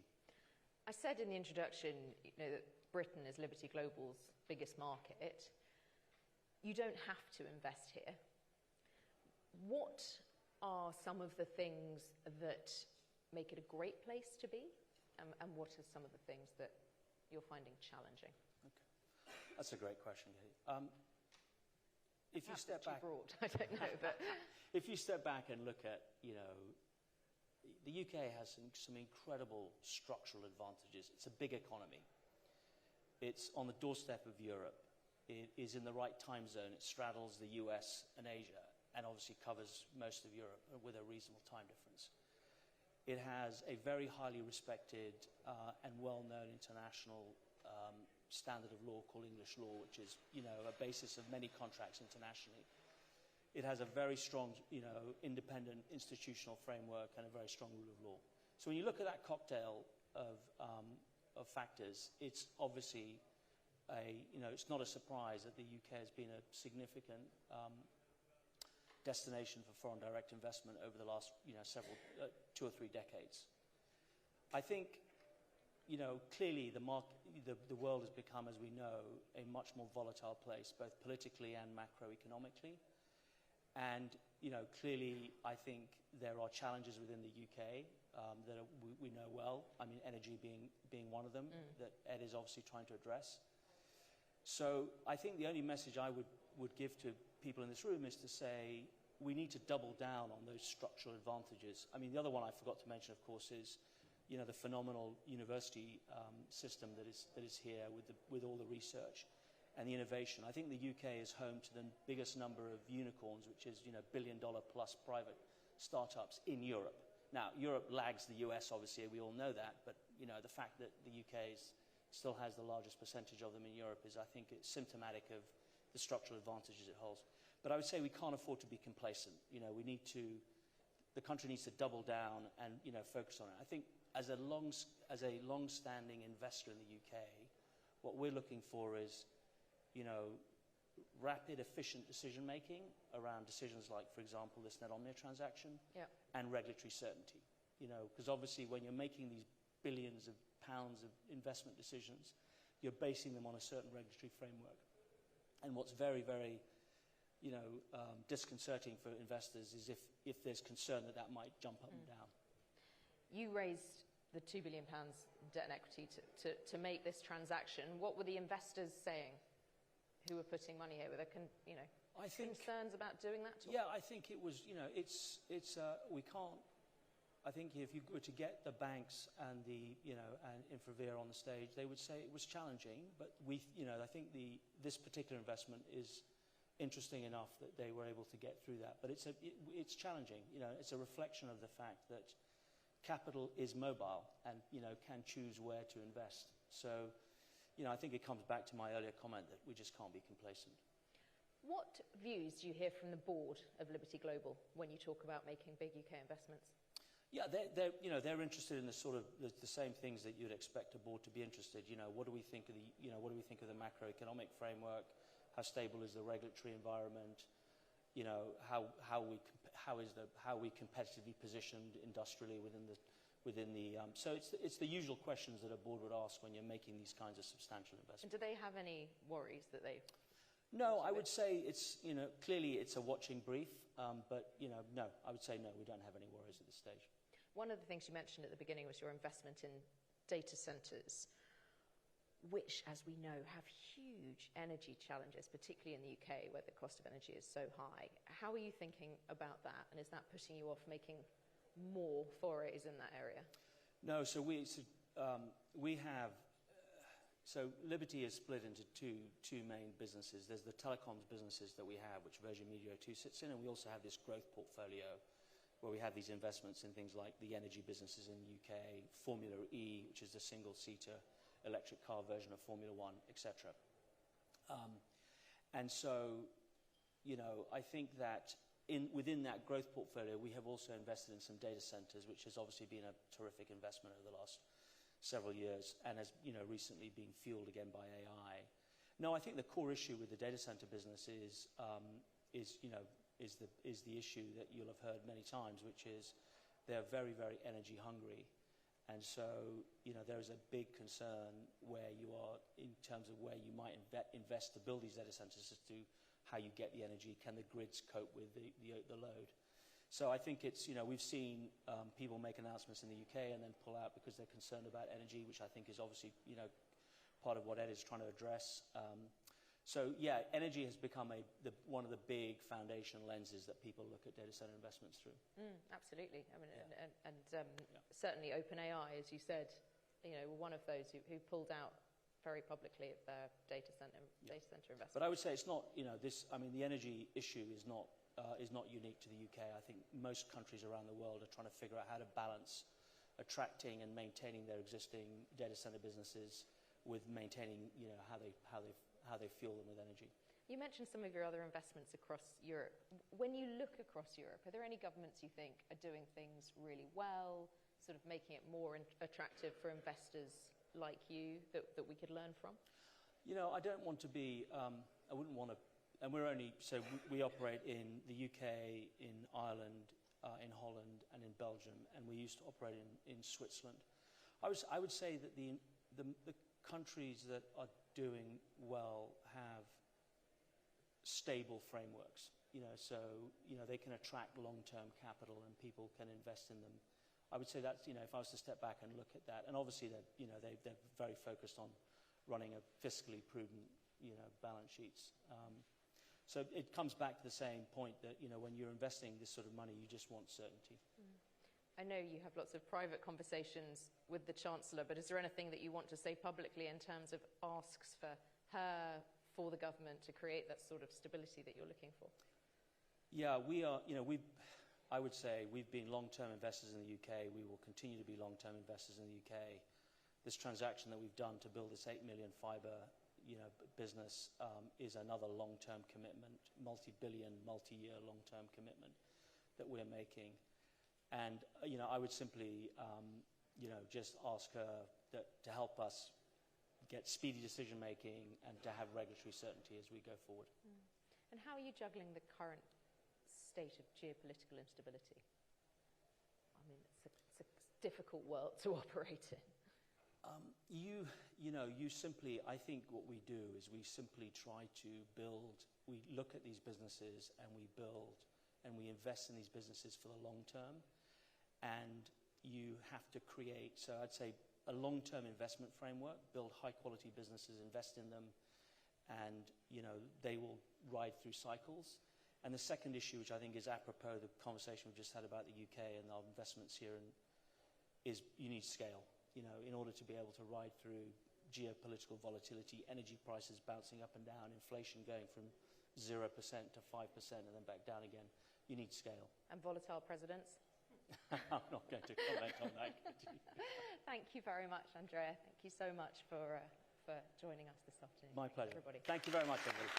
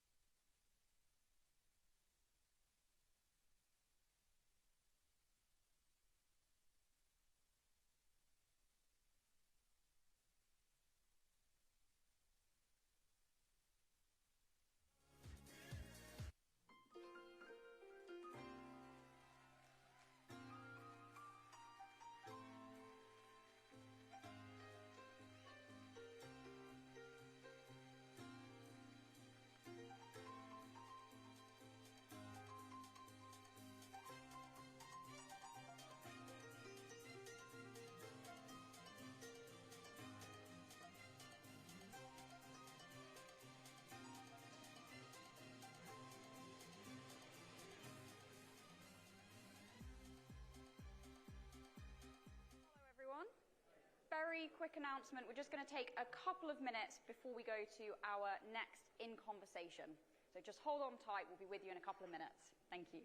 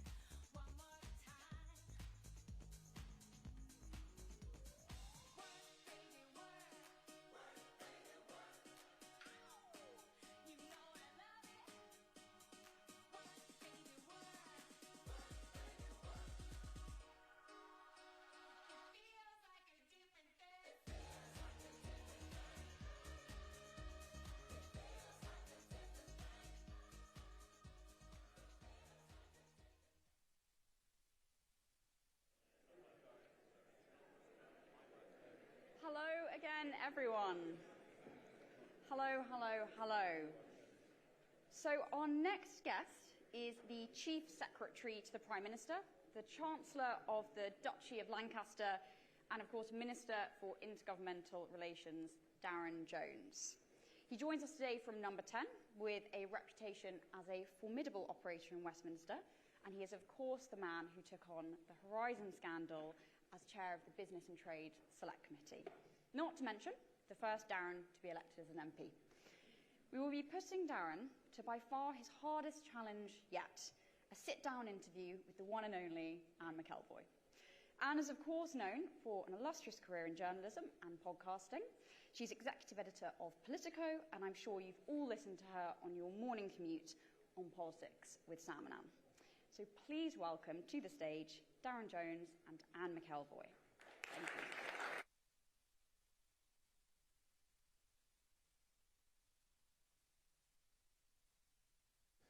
Wow, well, thank you from both of us, I think, for that glowing introduction. I think we just call it a day now. We're going to quit while we're ahead here.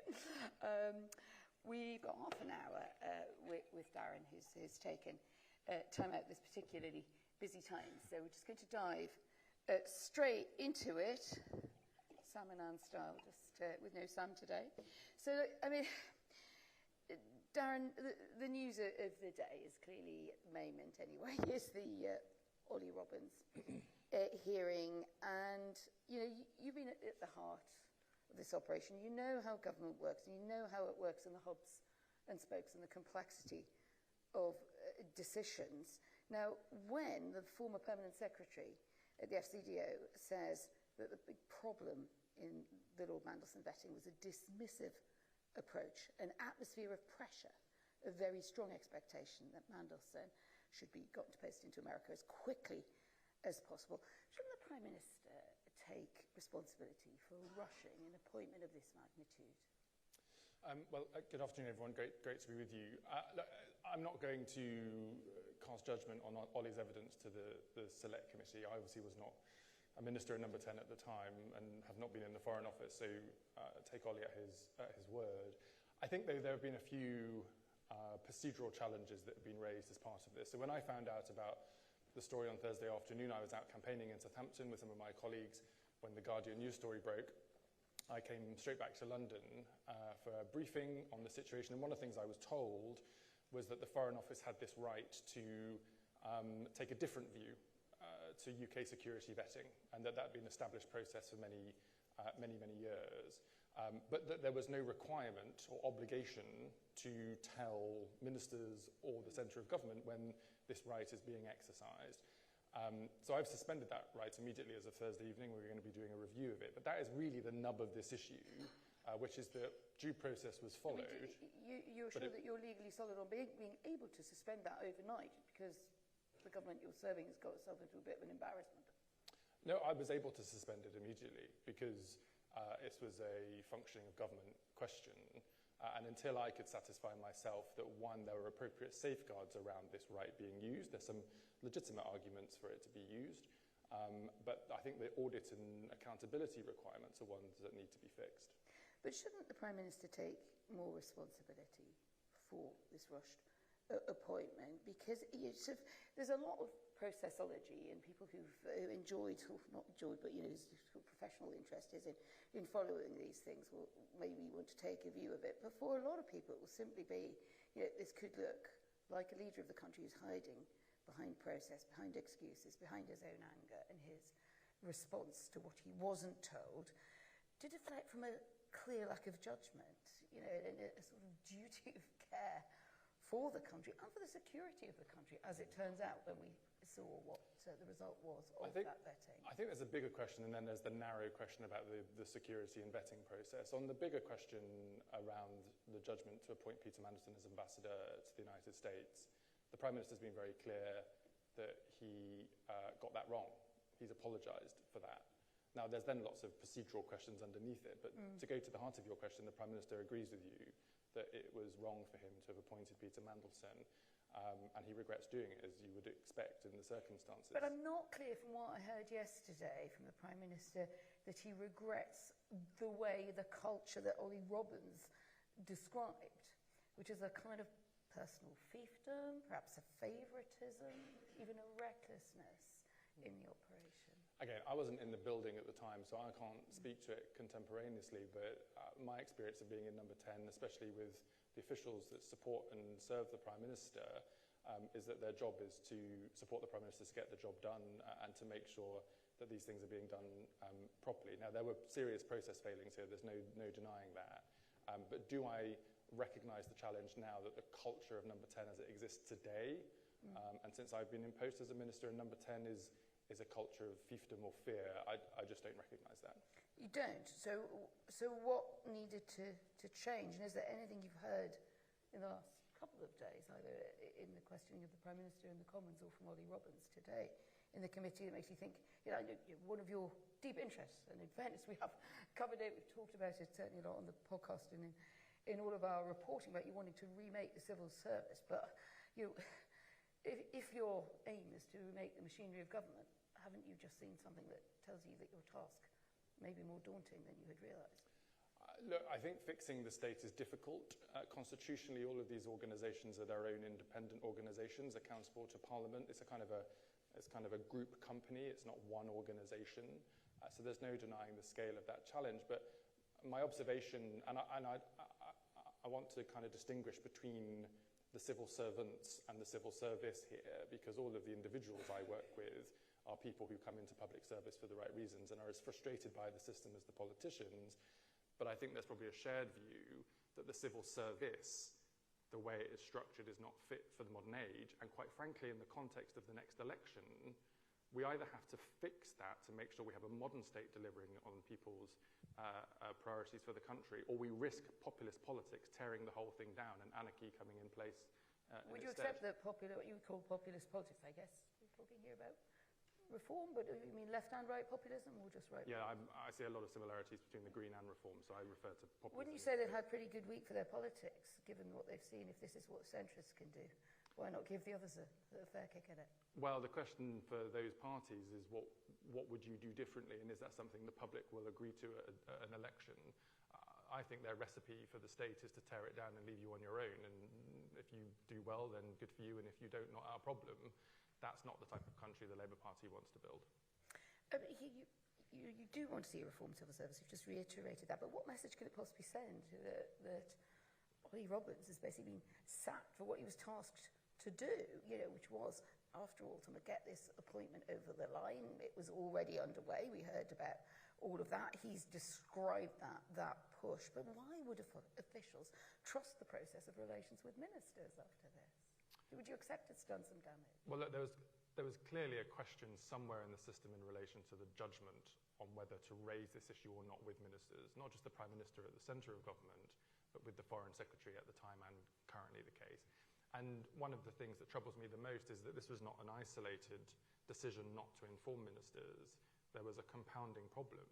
I mean, the fact that the current Foreign Secretary signed off a letter giving evidence to Parliament on exactly this issue, and officials deemed at the time it wasn't appropriate to tell the Foreign Secretary what happened, I mean, it's baffling. So it's not that it's an isolated issue. There was an ongoing decision not to inform ministers. But I suppose I'm saying in terms of carrying your agenda forward, do you understand that this, for a lot of civil servants, particularly those in senior positions, who could be asked to carry the can, I mean, what they really see is one of the country's primary, most well-known faces, most respected civil servants across the whole of Whitehall and government, across governments, being kicked out basically for, as he sees it, for expediting exactly what the Prime Minister wanted. It must cause a breach in trust. I mean, I would just refer to the Civil Service Code. The code is very clear that officials have a responsibility to raise issues of this nature, not least when there's the question of parliamentary accountability with ministers. That did not happen. It's for Ollie to account for the detail of that and for the Foreign Office to try to get to the bottom of it. But I don't think that undermines the good functioning of government, because the Civil Service Code is very clear about how these things are supposed to operate. We've just heard also from the former Permanent Secretary now, this is some reinstatement after a legal process, that Number 10 wanted to find an ambassadorial role for the PM's former Director of Communications, Matthew Doyle, who was banned from talking to the Foreign Secretary about that idea. slightly bizarre idea, perhaps in the midst of a headcount reduction of very experienced diplomats and at the ambassadorial level of people having to leave our foreign service. Can you understand what was going on there? An attempt Matthew Doyle, who, as it turned out, would shortly afterwards be revealed to have kept going a friendship with a convicted sex offender. Yeah, I mean, look, this is the first I've heard of the story, so it's not for me to, I don't have the information at hand to be able to say whether that's true or not, or what the circumstances were if it were to be true. So I'm afraid you'll have to ask me a bit later once I've got more information. But I mean, Ollie Robbins has told the story, so you're not doubting the facts of his account? Ollie Robbins gave evidence to Parliament, so I take him at his word, but he obviously has more information than I do on that question. But, but we know, for instance, that Matthew Doyle was sent to the Lords. He was sort of expedited, he was rewarded for his time with the Prime Minister. When the awkward question arose of why that was not rescinded, and I think your colleague Nick Thomas-Simmons has looked at some reform of process and appointments to the Lords when something arises.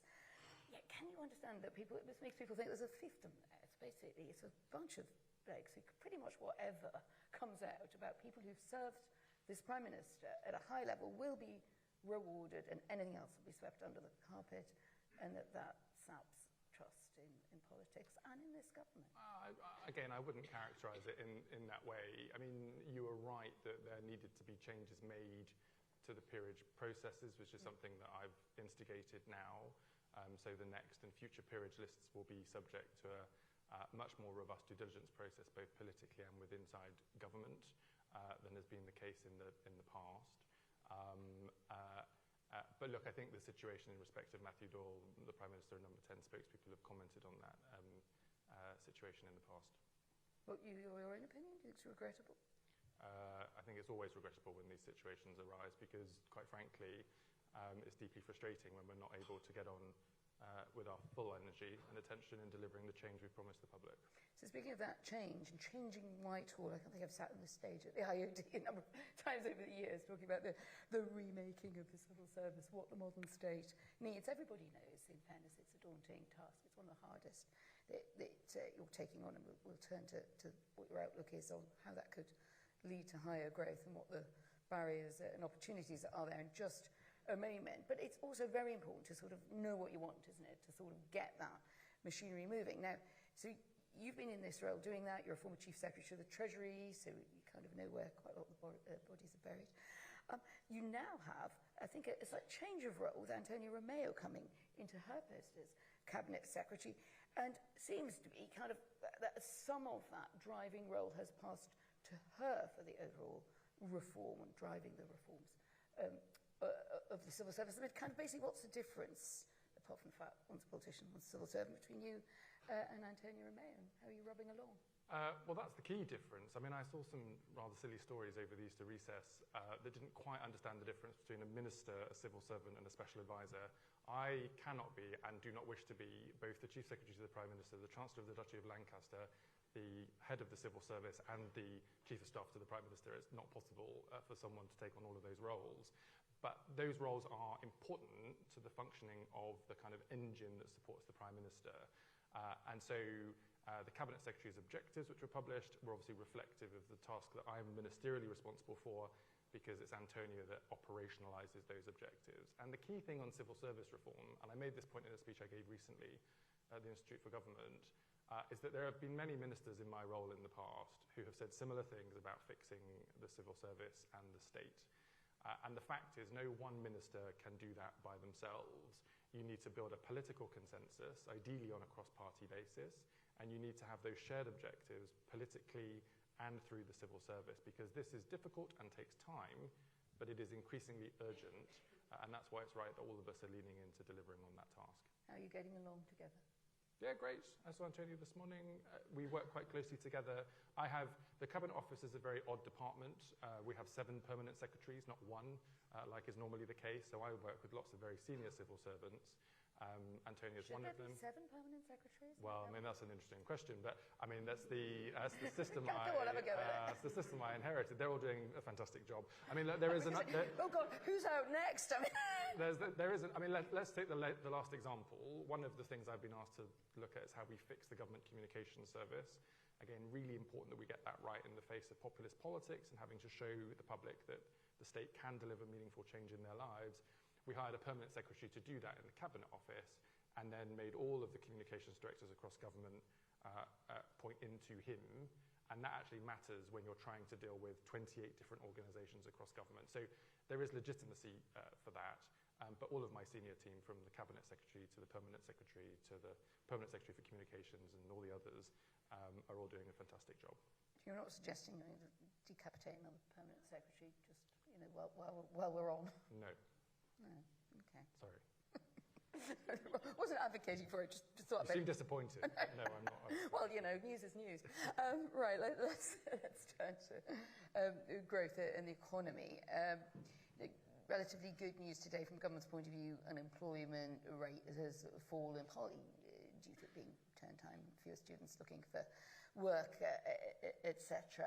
And a lot of people actively not looking for work who don't count for some arcane reason in the statistics. But one of the stories I keep hearing, if you go out there and talk to people who are looking for investment in Britain, who are running businesses, who are still concerned about our growth trajectory, is that it's month to month. There's occasional good news, and of course we've got the Gulf crisis, which is outside of our immediate control, but it isn't a steady recovery trend, and yet the outlook for this government, in terms of being perceived perhaps to get out of some of its doldrums, its polling doldrums, its outlook to get re-elected, is tightly tied to that growth project working out.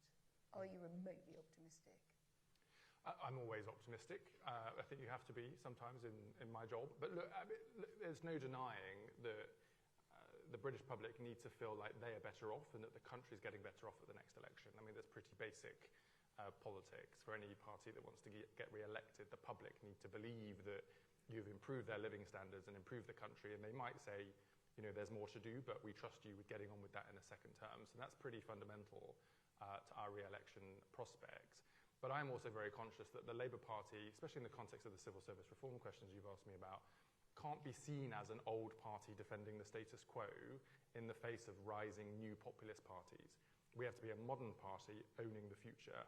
And I think a lot of that is about, yes, understanding the week-to-week, the month-to-month data points that you refer to, but also understanding the bigger strategic context in which Britain sits and the British people sit over the years ahead, and being able to make a compelling case for how we are kind of shaping that to deliver better outcomes for people. We have two big reviews coming forward on welfare. We had the welfare reforms last year, which did not work out, I think we've fair to say, as accepted. We had quite a lot of noises off around defence and defence spending, how on earth this can be afforded, really, without making some really quite clear progress and bringing down benefits bills and welfare spending overall. Or Robertson referred to that explicitly last week when he said he thought defence spending wasn't being taken seriously enough. But do you see any real prospect of getting welfare spending down? It was one of the original intentions, was to do that and then to have that money to spread around for other things.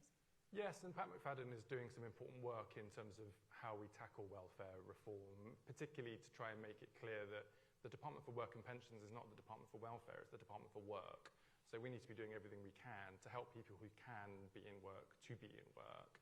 But we should. Would you like to see it renamed along those lines? It's a good point. Well, it already is the Department for Work. Well, it is, but we still talk about welfare, won't we, as the government itself, or Labour government, could change the language about this. Yeah, I think that's why actually at the reshuffle in September, the Prime Minister moved ownership of the skills agenda into the Department for Work and Pensions, because that's a key enabling policy ownership to help people with that. But look, equally, you can't just put your hand in the kind of pensions pot for state pensioners and spend it on something else. So it's not an easy route out of our fiscal challenges. Do you think Lord Robinson's wrong about that? I think he's right that we need to curb the trajectory of growth in welfare spending, particularly amongst young people who are finding it harder to get into work. But I think he's wrong to say that it is an easy route to solving big structural challenges that the country faces, because it's not. And defence spending, energy security, our national resilience of the labour market, especially in a service-dominated economy like ours with the impacts of AI over the next few years coming much further to the front of our minds. These are big structural challenges, both for public policy, but also for public spending. And it's right that we therefore take the time to understand and do that properly as part of both policy development and fiscal strategy with the budget. You mentioned AI and the AI-driven economy and its potential impacts there. Some ambiguity about job losses. People are genuinely, I think, very fearful. And also that as AI takes hold of many more sectors, that perhaps things that they thought, well, you know, I'm a middle-class professional, my job will be safer perhaps, but you think, well, maybe not so much. So I'd be interested in how whether you think, you know, how do you think people are feeling about AI when government talks about the possibilities of AI? Are we able really to take on board people's genuine fears and emotional response to it? But also, frankly, you know, in order to drive that, with data centers consuming huge amounts of electricity, we have some of the highest prices of electricity of our peers. So it seems like we kind of want to go ahead. So perhaps paraphrasing you, but I think I know, you know, where you're coming from. We need to modernise the economy. We can't just preach yesterday's economy for tomorrow as well. But you know, we have quite substantial barriers in our way. Yeah, I think your question is two halves really. There's one about the labour market and the prospects for work, and then there's about industrial policy and supply chain. On the labour market, look, I see the impacts of AI and technology on the economy as a huge opportunity. We've been debating for years how we improve productivity in this country since the banking crisis in order to improve people's wages and the output of this country. AI is the answer to that. And because we're a service-dominated economy, we know that AI has a particularly good application to the things that we are already good at. The benefit there is that if you've got a state and employers that are helping people to get access to training and skills, to learn how these tools can be used to assist you to be more productive, I deeply believe there is a win-win for workers and for the economy. The alternative is that if you don't shape that in the interests of the UK economy and British workers, you essentially end up with disruption in the UK economy and workers who will be ultimately replaced by AI tools, which is the quickest route to profitability for employers. If we do not make the case for the type of Britain we want to create, the alternative will be the default and is also the one that is on the cards when you talk to other populist parties like Reform. So this is the big strategic question for the future of the UK economy and for work in this country.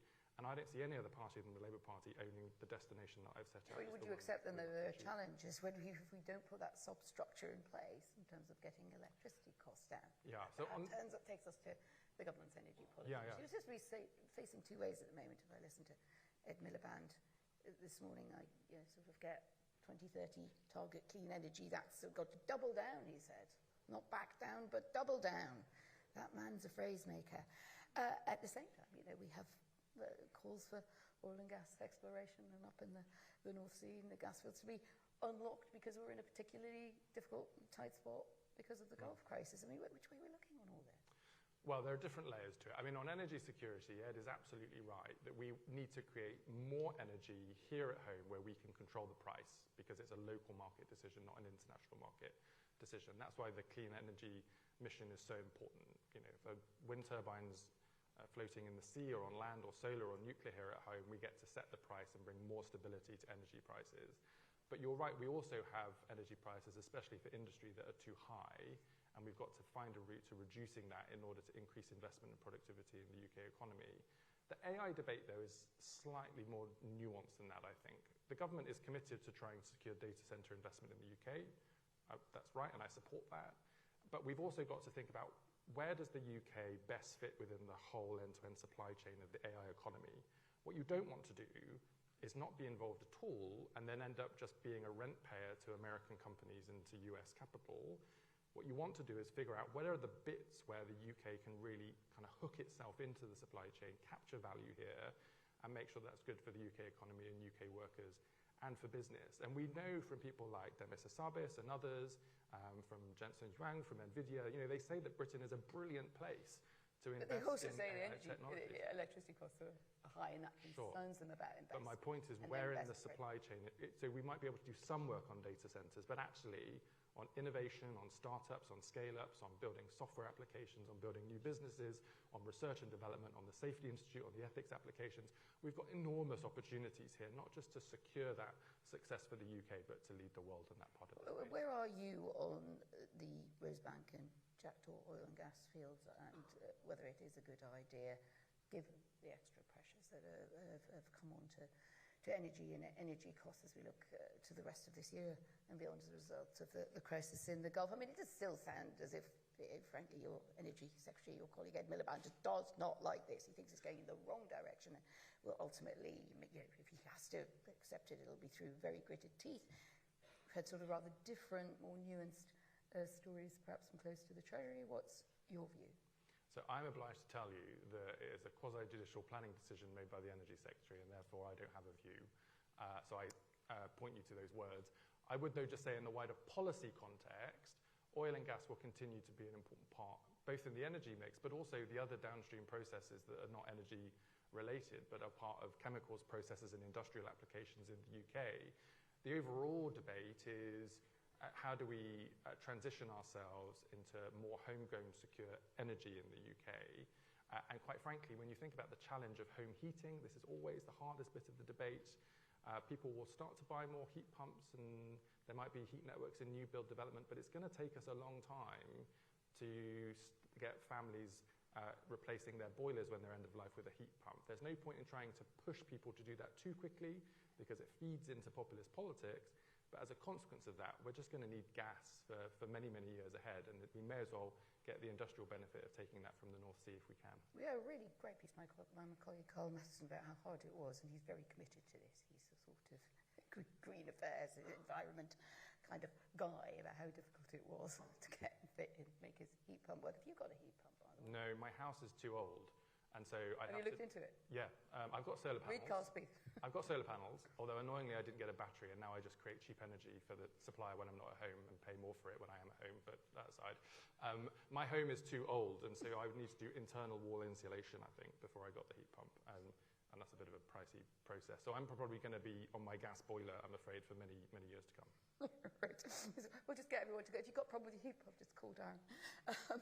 We had some alternative thoughts today, and at all times, right now, we're sort of getting alternative proposals really on the direction of the economy and political economy and what Labour should do. We heard from Louise Haigh. We discussed it in detail on the podcast this morning. I was just going to quite pull up some of her points. But I think it's, I don't want to say everybody challenging the government from the sort of what's called the soft left, but it seems like a pretty hard movement coming at you guys right now. Whether it's Angela Rayner, it's Andy Burnham, it happens to be Louise Haigh today, effectively saying, look, we're too tied into some conventional ways of thinking about these things. The OBR rules are too tight.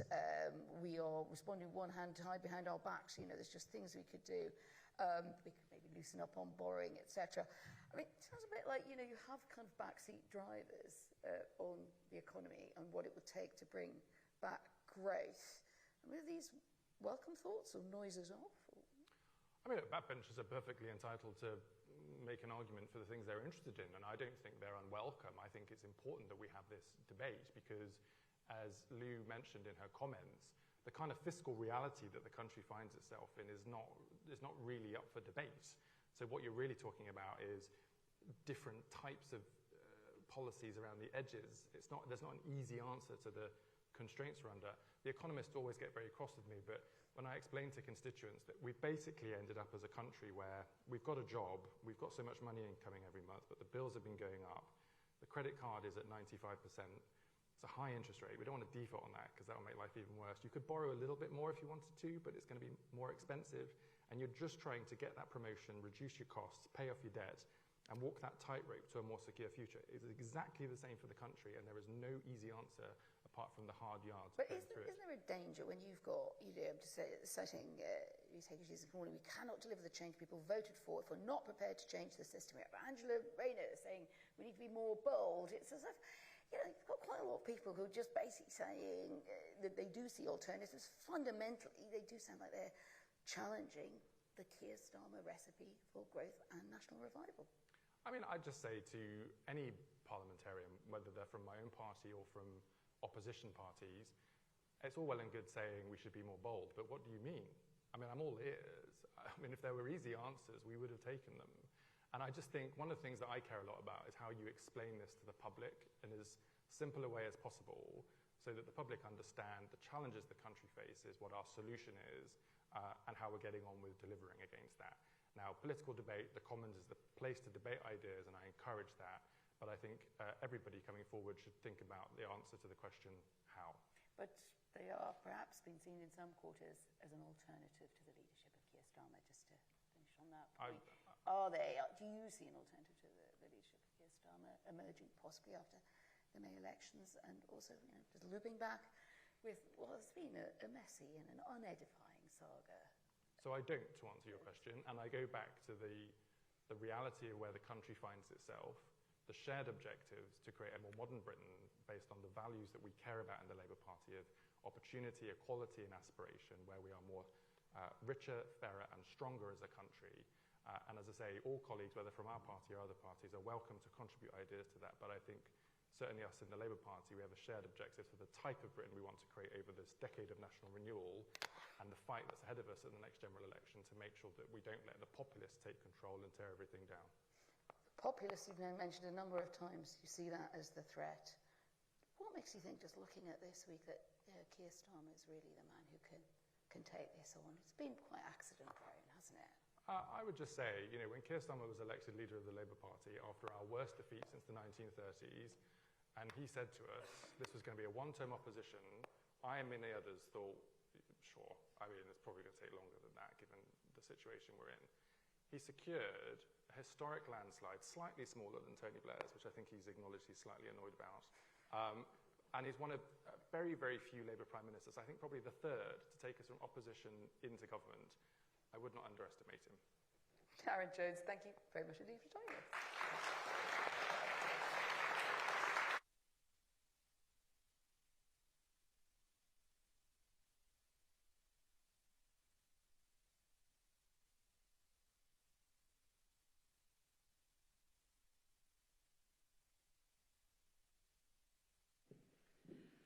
So our next session is, of course, lunch, which will be served in the room just over there. But can I just remind you, if you haven't filled out the live poll today, it's in your agenda, your brochure, and we are asking what is the biggest cause of the cost of living crisis. Thank you very much.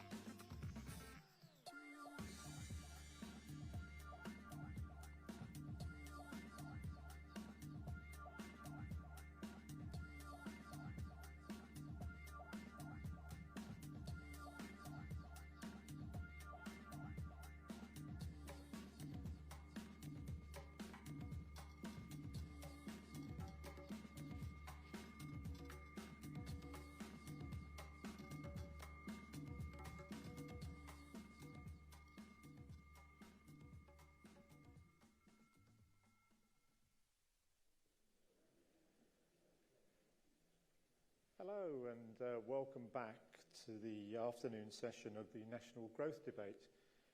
My name's Larry Elliott. For 28 years I was economics editor of The Guardian before stepping down a couple of years ago. People ask me what I'm planning to do with my retirement, so I'm using this as an audition to see whether I can be the next host of Strictly Come Dancing.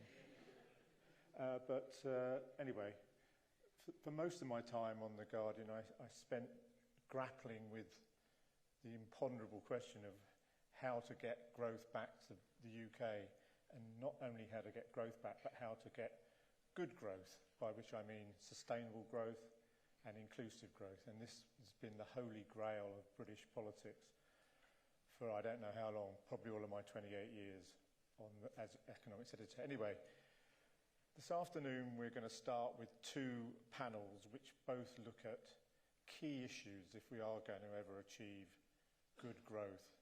The first of these is the path to affordable energy, and this panel will be in here, and it's in partnership with Vodafone 3. On that panel we have an illustrious lineup: Adrian Ramsey, Green MP for Waveney Valley; Dan Tomlinson, Labour MP for Chipping Barnet; George Robinson of Vodafone 3; Louise Hellam, Chief Economist of the CBI, and keeping this excellent panel in good order will be Caroline Wheeler of the iPaper.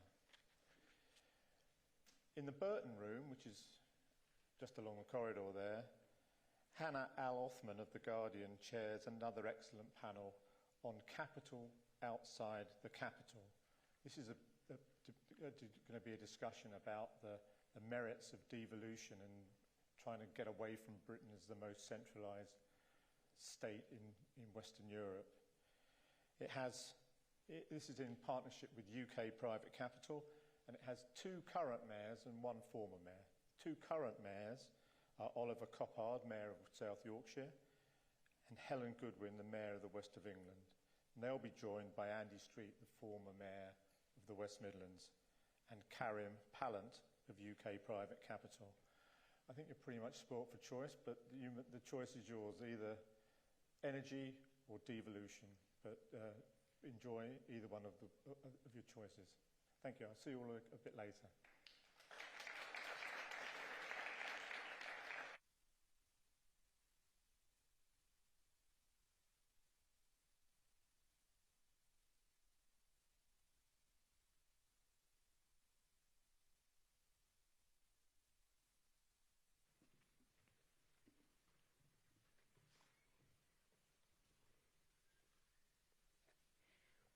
Good afternoon.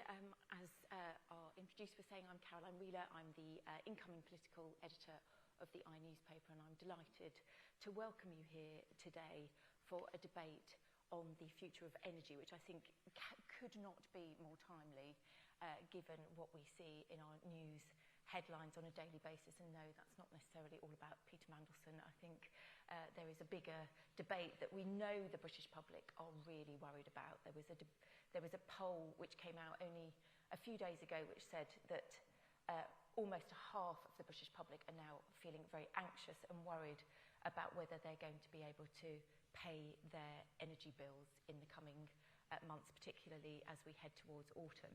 So I have an illustrious panel here today to talk about the future of British energy and some of those challenges. I think it should be quite a wide-ranging debate, and we're going to have plenty of time afterwards for you to ask questions. We're going to have some roving mics going around the room, so please do pop your hand up and ask questions and direct them to any member of our panel. So I don't want to take up too much of your time with me gassing, because everybody that I've got on the panel has far more interesting things to say. So I'm going to get everybody, if we start from this side, to introduce yourselves, and if you just want to give a sort of opening remarks about where you think we are in terms of our sort of British energy transition and how that's going to bring us towards affordable energy, but clean energy, and make us less reliant on foreign markets. Fantastic. Thank you. Thank you, Caroline, and thank you to the Good Growth Foundation for hosting today. You've got a lot of fantastic speakers, a lot of fantastic topics, and it's really impressive that you, as an organisation, been around for, a year? and you managed to pull off a fantastic event today. So thanks for giving me the chance to speak today. We are in, tough times economically and geopolitically with what's happening in the Middle East, and this conversation is therefore very timely.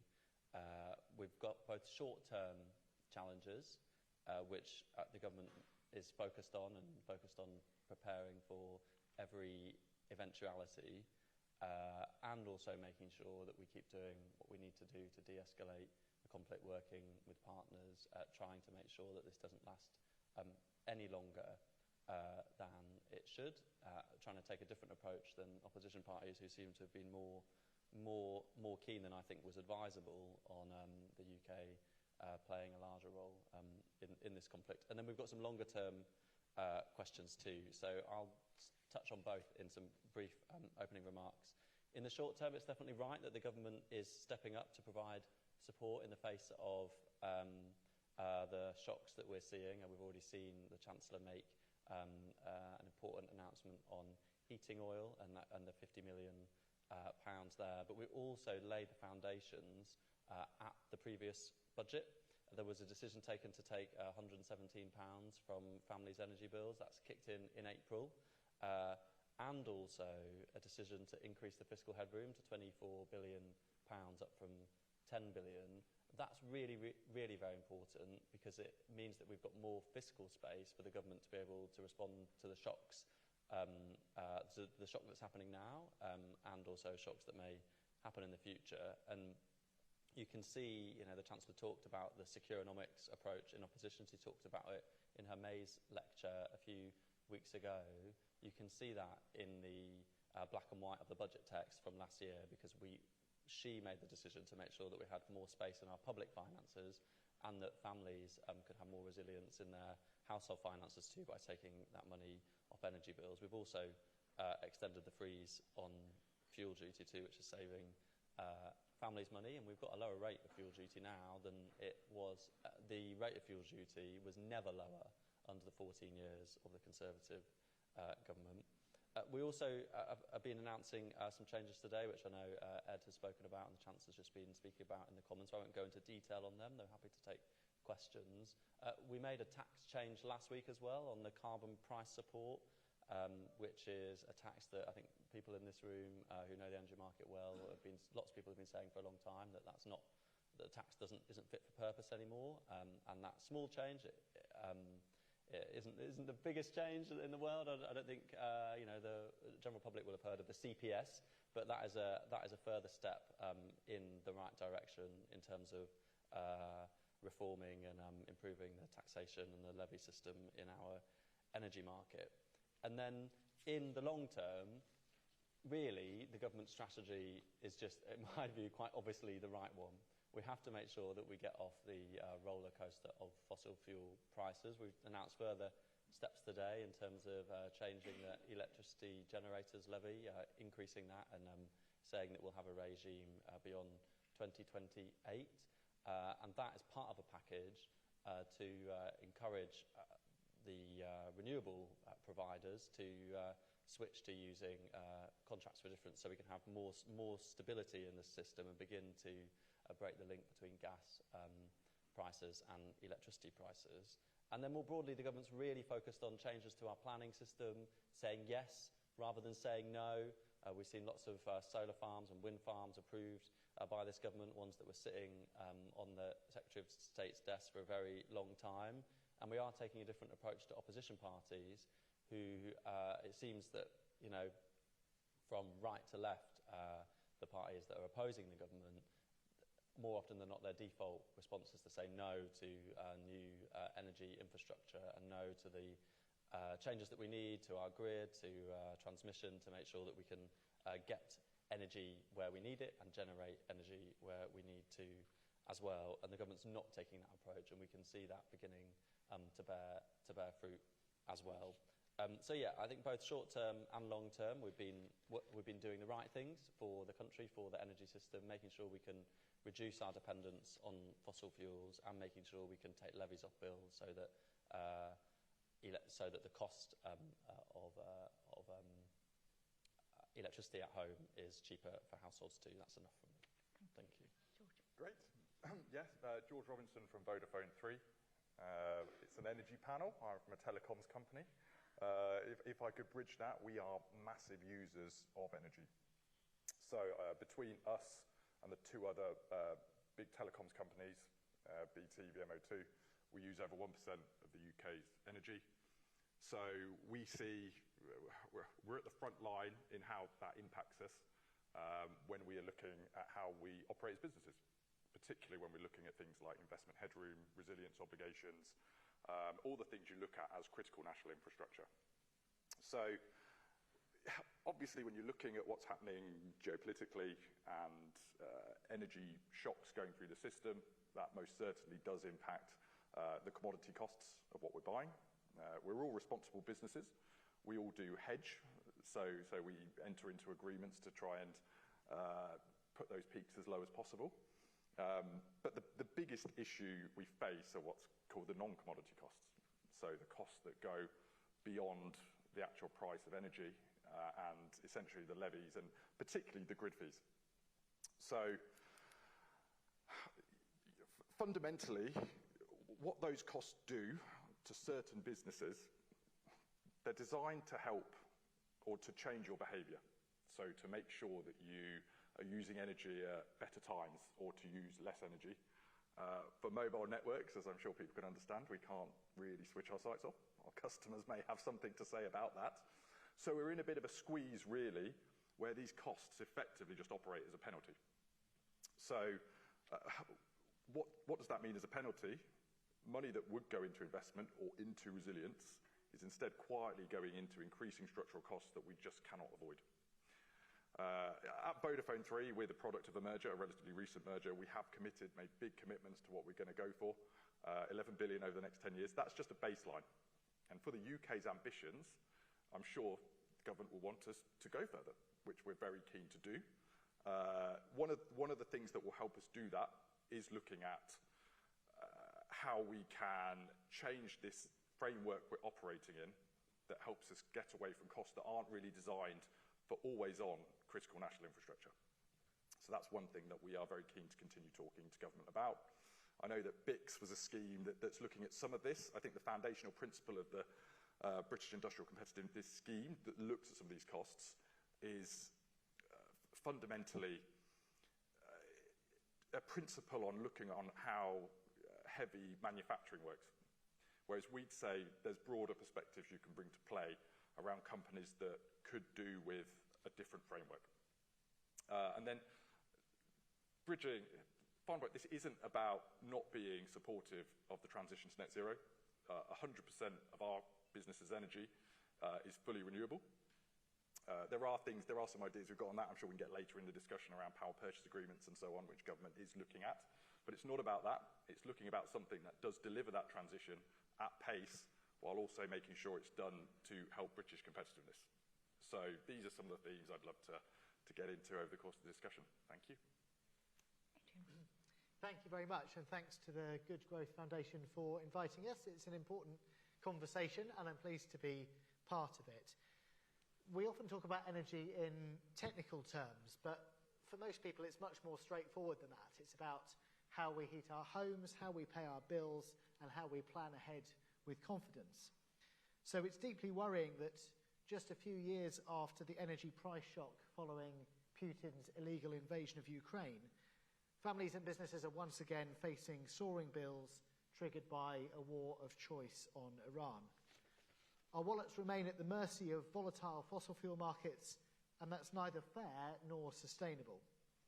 Renewable energy and reducing energy use are our only way out of this. Affordable British energy generated here at home, affordable for nature, protecting the environment we depend on, and affordable for our economy, lowering bills for people instead of adding to fossil fuel profits. Before I was elected as an MP, I spent a decade leading charities in the renewable energy sector, and that experience has made clear to me that the obstacle is no longer the technology, but the policy and investment that's needed. So there's lots to welcome in today's government's announcement. Doubling down on clean energy is a step in the right direction, and there's much to build on. The economics are clear. The Climate Change Committee has shown that delivering net zero is cheaper than dealing with a single fossil fuel shock. We cannot afford not to act. And I'd highlight 3 priorities. First of all, energy efficiency, because the cheapest bill is the bill that you don't have to pay for the energy that you haven't used. And yet the UK has still some of the most leaky homes in Europe, driving up bills and emissions. As my colleague in Parliament, Dr. Ellie Chowns, has shown, we need long-term, properly funded national insulation and retrofit. Without it, we won't bring bills down in a lasting way. Done well, this is one of the most straightforward ways to cut bills, cut emissions, and create skilled jobs in our economy. Secondly, make polluters pay. In my constituency of Waveney Valley and across the country, people living outside the gas grid have seen their heating bills double or even triple in the last couple of months. At the same time, analysis from Global Witness shows that the world's top 100 oil and gas companies are making $30 million every hour from that same volatility. That's not fair, and it's not economically rational either. We need to get proper support to people who need it right now, and we shouldn't be propping up a declining fossil fuel industry whilst households struggle. We must strengthen and make permanent the windfall tax, end breaks for fossil fuel producers, commit to a carbon tax and energy profits levy, and redirect these financial handouts into bringing down people's bills and future-proofing jobs. We also need to be honest. Continuing to expand fossil fuels is not compatible with energy security and affordability, let alone tackling the climate crisis. New oil and gas projects like Rosebank will not bring down bills. We must hold the line on new licenses and close loopholes such as tiebacks. Real energy security and affordability comes from reducing dependence on fossil fuels, not deepening it. And then thirdly, growth and nature. The climate and nature emergency is the most pressing issue of our time. It cuts across every area of government, and we ignore it at our peril. And this is not separate from government policy, it's central to every area. A government report just a few months ago warned that every critical ecosystem is on the pathway to collapse, threatening UK national security and prosperity. So while I welcome the focus on energy security today, there is still a gap between that reality and how nature and climate risk is reflected in economic decision-making. That's why I've been calling for a parliamentary debate on this Joint Intelligence Committee report and working to raise the focus on climate adaptation because the implications couldn't be more serious.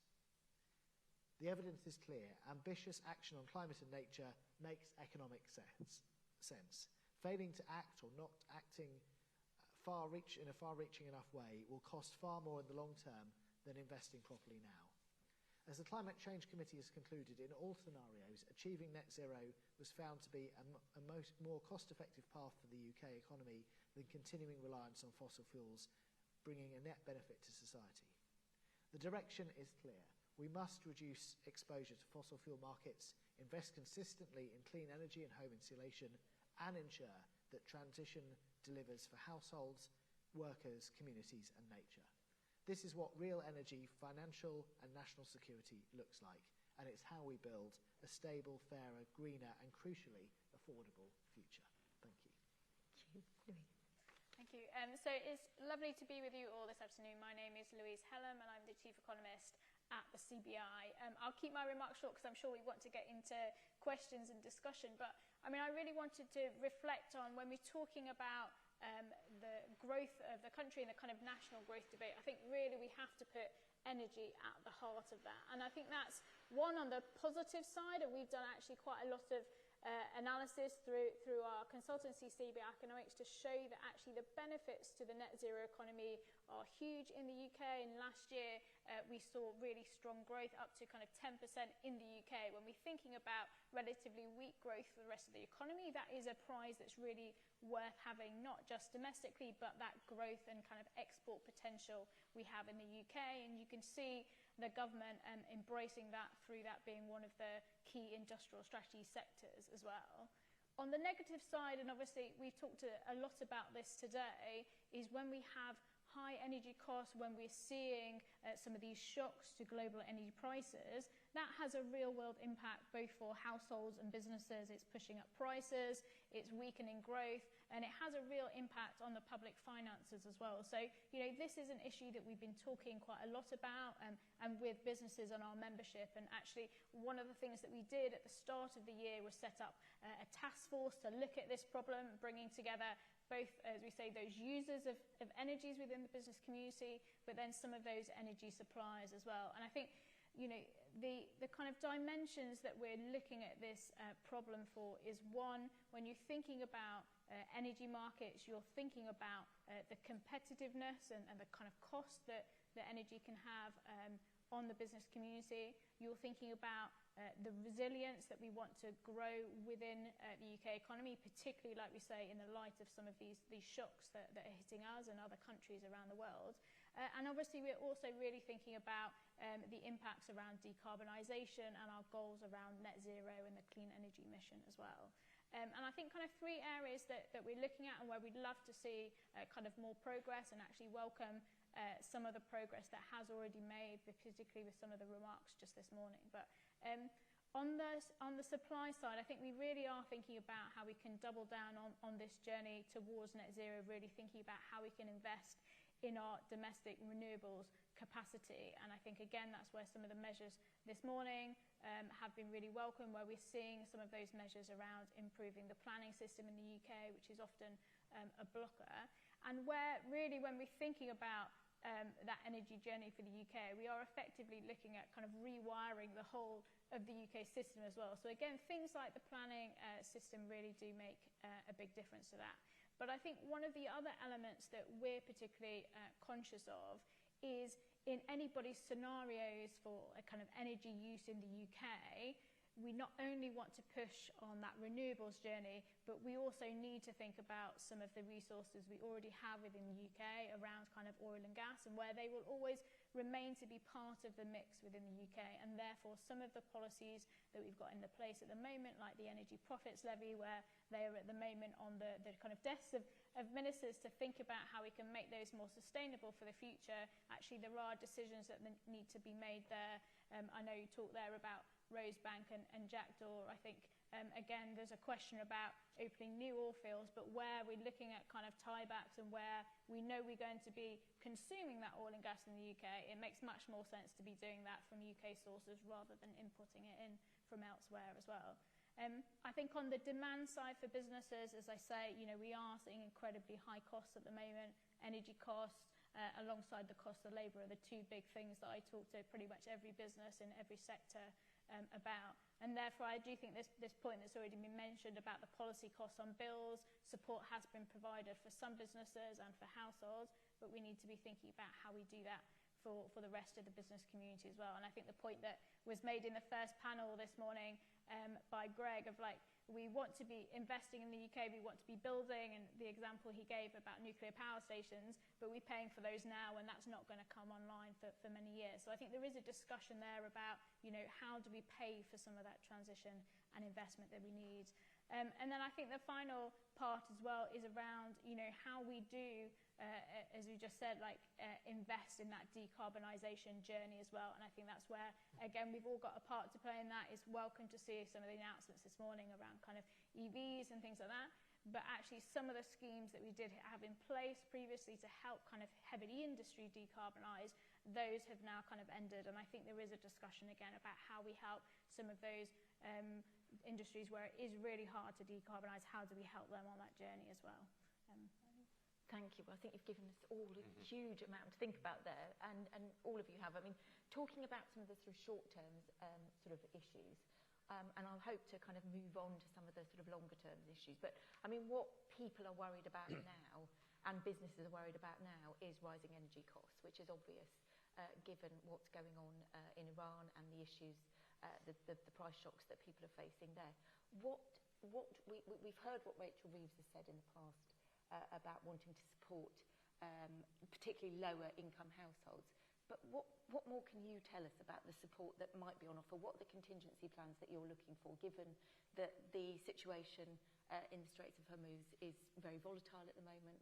And obviously there are going to be some of the kind of price rises in the post, really. We're all expecting that energy price cap to rise in the autumn. So what's on the table?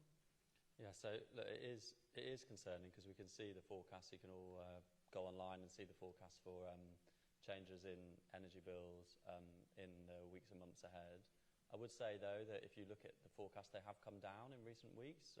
Before the increase in energy bills over the summer was, I think we saw Cornwall Insights that there'll be £300 and something increase over the course of the year. And my understanding is that's come down quite a bit in recent weeks in terms of the increase in household bills, which is good news.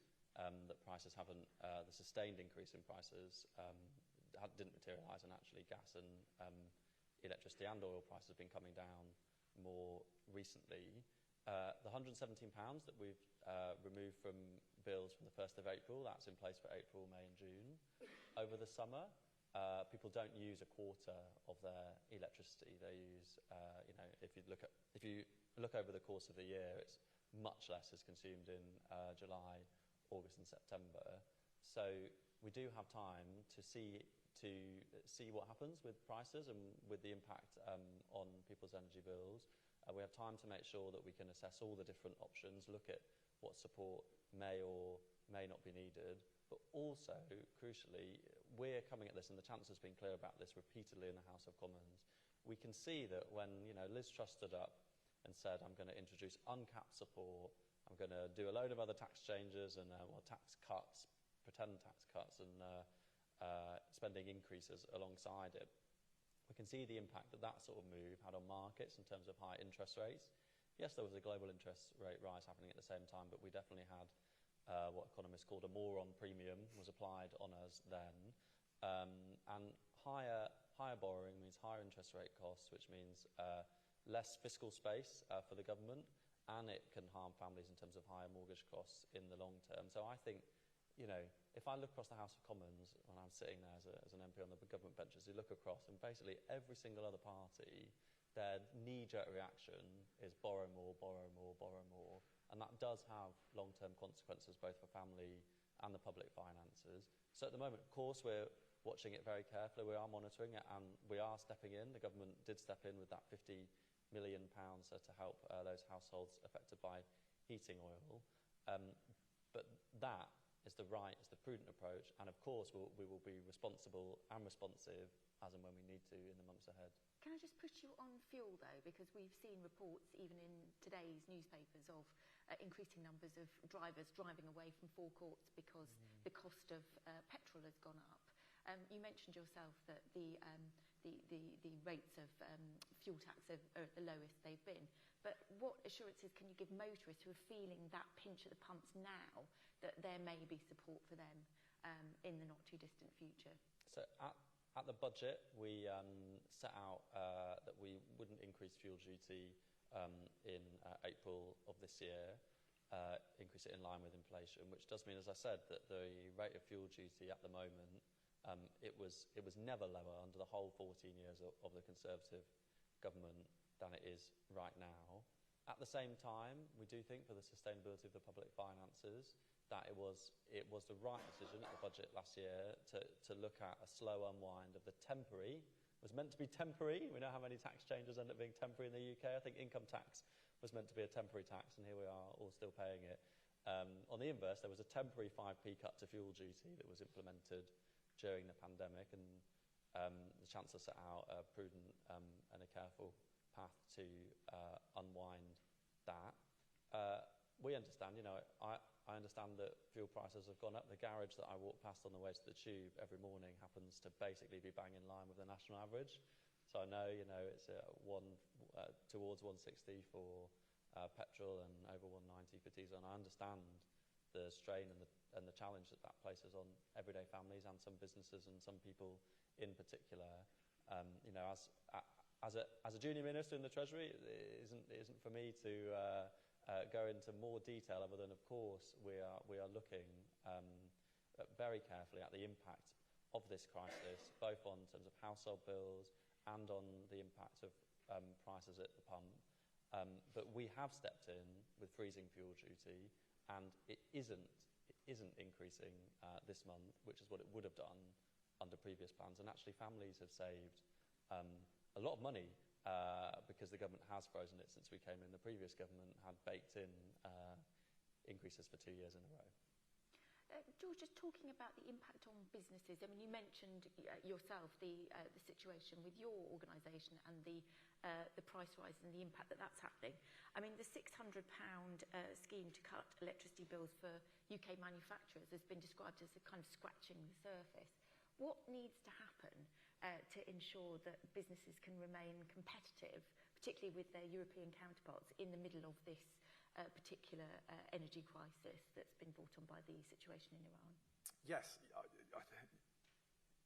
exactly what support is needed and what are the principles the government should follow. We do fully understand there's no magic money tree, and it is a constrained envelope you're operating in, 100%. Just our concern is not so much about, it's about the principles of when you're looking at support, and manufacturing and competitiveness of manufacturing is very important. But we do believe there are other principles government should look at, and that is certainly when a company is delivering a service, a critical service, and is subject to various considerations from other parts of government on what it needs to deliver, then can that be looked at holistically? And at the moment, the principles underpinning some of the support schemes are arguably quite narrow. So this isn't about, we're just facing cost pressures. Obviously, we are, and we'll say for companies like ours, energy costs, you're looking at hundreds and hundreds of millions. So that is where inflation, just a small bit of inflation can get you. We do all we can to try and limit that, but sometimes, just because of the nature of how a business is set up, means that you fall outside of a support scheme. So, for instance, in our case, it's the fact that we are distributed. We've got tens of thousands of sites as opposed to one big site using lots of electricity. Because actually, if you added up all those tens of thousands of sites, you'd have a huge footprint, but it's just not captured in how the government sees it at the moment. And again, it's where those sectors are delivering on the ambitions that do drive growth. And when the operational expenditure increases, that inevitably takes away from the capital investment. And so is that something the government wants, or is it something where they can start to broaden how this is being looked at and slightly reshaping the framework that certain companies operate in, where they are delivering those strategic objectives, is what we're very keen on. And if I could actually just putting a pin in the final thing, on planning, certainly from our sector, we are seeing huge amounts of government. We're hugely grateful. So please keep going on that side as well. If I can ask you the same question, Louise, actually, because you talked about support for businesses. I mean, what is the one thing, I'll try and put it to one, because you mentioned lots of different things that you think the government could be doing to better support business through these price shocks that we're seeing at the moment. And if I may, you mentioned Jackdaw and Rosebank. I mean, do you think that that's a bit of a no-brainer, really, given where we find ourselves currently? And should there be tiebacks allowed? I mean, I think, Adrian, you've said very clearly that you think that that shouldn't be the direction of travel. But when we face a kind of unprecedented situation like the one we find ourselves in now, should we be thinking more pragmatically about this, even though the direction of travel is for clean energy? Yeah, I mean, if I just address that one first, so I think, like I say, we are very committed and invested in the kind of clean energy mission and towards net zero and decarbonisation. But I think, like I say, whoever scenario you look at for kind of energy use in the UK and those paths towards net zero, they always, especially for this kind of short and medium period of time, UK does use oil and gas. And so there is a question about to what extent you get that from UK sources or from elsewhere. I think those decisions are kind of sat on ministers' desks. I know there's various bits of that going through, that genuinely taking time to get those decisions. But I think if we are able to make the use of some of those resources on our own shores, that makes a much more sense than importing it from kind of Norway or elsewhere within the same basin as well. But that is part of that smooth transition towards net zero. So I think it's not moving away from that, but that is part of how we get there, whilst balancing some of these competing demands around our competitiveness and our resilience as well. In terms of support for business, so to push back very slightly, I think there is there is always a tendency within these debates to be like, what's the one thing? What's the silver bullet? Right? The energy market is incredibly complex. You know, there is lots of different businesses and different models out there. So I do think it is where you probably do need a combination of policies. But I think that big one that, again, has been mentioned already today is to think about actually how do we at the moment stack costs onto bills for electricity for businesses, around some of the policy costs, around some of the network costs. They are not only putting costs on businesses at the moment when energy costs are already high. We have the highest electricity costs in the G7, but also in terms of incentivising people to move away from gas to electricity, you're making that harder because you're baking things into their electricity price as well. So I think that is quite a big thing to do all in one go, but I think where we can continue to take bits off those bills and we can think about maybe how they are smoothed over a longer period of time, I think that would make a real difference to energy prices in the UK and our competitiveness, but in line with that transition to net zero as well. We've only got 20 minutes left. I don't know where the time's gone already, and I'm just conscious that I could go on forever and ask lots of questions, but would like to get some other people in. I think we've got some mics around, so if anybody wants to ask a question, just pop your hand up. But if, Adrian, just while we're doing that, if you just want to respond perhaps to what Louise was saying, particularly in the context of, you know, sometimes it's quite difficult to bring people with you when it comes to talking about net zero, and I think it becomes even harder when we face the kind of price shocks that we've seen both with the invasion of Ukraine, but also obviously now with the situation in Iran. And obviously there are things like the drilling in the North Sea that people immediately kind of look at and say, well, actually, that's one thing that we could do now that might potentially help us in the kind of short term as we transition. What would be your message in terms of, you know, does it have to be a kind of really purist strategy? Or is there a kind of understanding that actually you do need to bring people with you, so you do need to think about making that transition, as Louise was saying, as smooth as possible? Well, yeah, it needs to be a practical and smooth strategy. Of course it does, but one that is making us as resilient as we can be to these continual shocks, as well as addressing the very real impacts of climate breakdown that we're already seeing. If you look back to what the last government did, there were lots and lots of licenses granted for drilling, and if you look then at the amount of extra days of energy that it gave us as a result, it was not actually that big. You know, we could overstate the impact of the sorts of things that are being discussed here. So in my view, I think there's a two-pronged approach we need to take. One is absolutely to get the support in place that's needed right now. I talked in my opening remarks about the impacts that my constituents in a very rural part of East Anglia are facing, lots of them off the gas grid. I've spoken to pensioners who are having to pay for their heating oil delivery on their credit card because they don't have enough cash because it's suddenly the price has doubled or more, you know, it doubled or more overnight at the start of the war, and that's continued. So clearly we need some more support in sectors like that. And I'd add into sectors like that, we talked about businesses. Well, an example of a business that's going to be struggling in the coming months is farmers, seeing the impact on fertiliser costs as well as fuel costs. It highlights how dependent our food production is on fossil fuels, which is another area we need to move away from. But in the short term, to make sure this year's harvest is okay, there is going to need to be some extra support from farmers, I would argue. That's something I've written to the government about. So get the short-term support to where it's needed. The government has done some of that for households. I don't think those budgets have gone far enough, judging by the feedback that I've had and that other MPs in rural areas have been talking about in Parliament. But at the same time, the whole debate does just underline our vulnerability to these big shocks, whether it's war, whether it's climate breakdown, and the extreme weather that goes alongside that. So we've got to scale up not just the renewables, but the energy efficiency side as well. And that is, the energy efficiency side is often what's missing from the debate. We saw the government cut the really important home insulation Eco4 programme in the budget.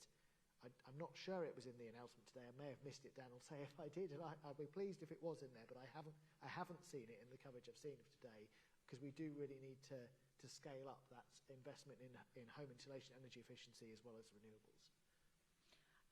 Has anybody from the audience got a question? Okay, that's great. There's one over here. If you can just say who you are and where you're from, that would be super helpful. Yeah, sure.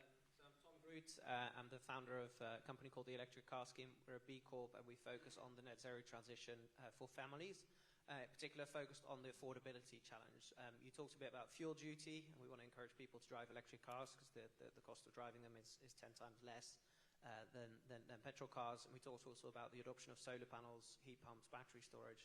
But all of those require quite significant upfront investment by working families, and that is a real struggle, especially with cost of living challenges. So while we really welcome things like the future home standards, which will make a big difference to future homes, and there is significant support for the poorest in society through the Warm Homes Plan, I wonder if this is not an opportunity to say more can be done for working families to be able to adopt an EV, to be able to adopt solar panels, and whether there's any, measures that are being considered or you'd recommend we look at to really help people accelerate the adoption of those electric assets. Do you want to answer that one, Dan? Yeah, good to see you, Tom. Yes, there is more that we need to do. I'm personally very excited by the announcement today that we're going to be looking at a permitted development right so that people can safely run a cable from their home to the street to charge their electric vehicle.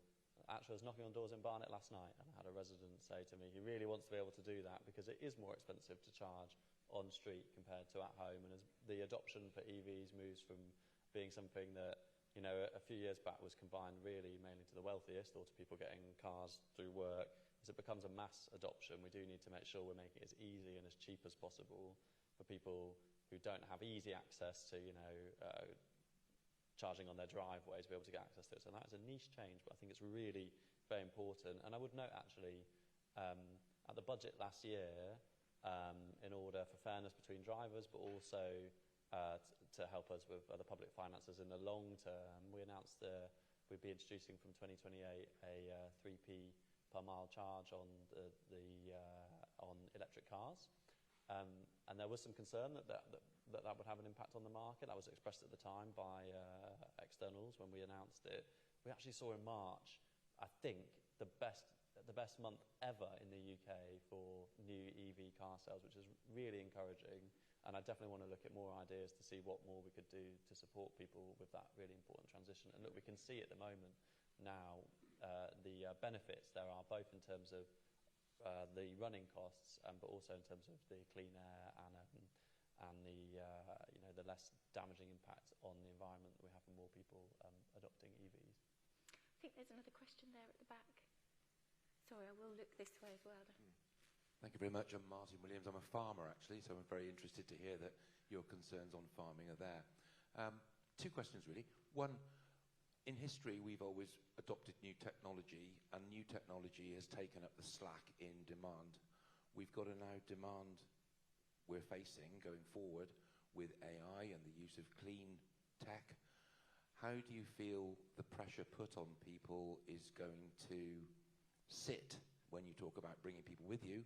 Are we at a point where people are getting a little bit more upset by the green energy transition in the speed of it and the hunger for it? Or do you feel that that gap is assailable through green energy?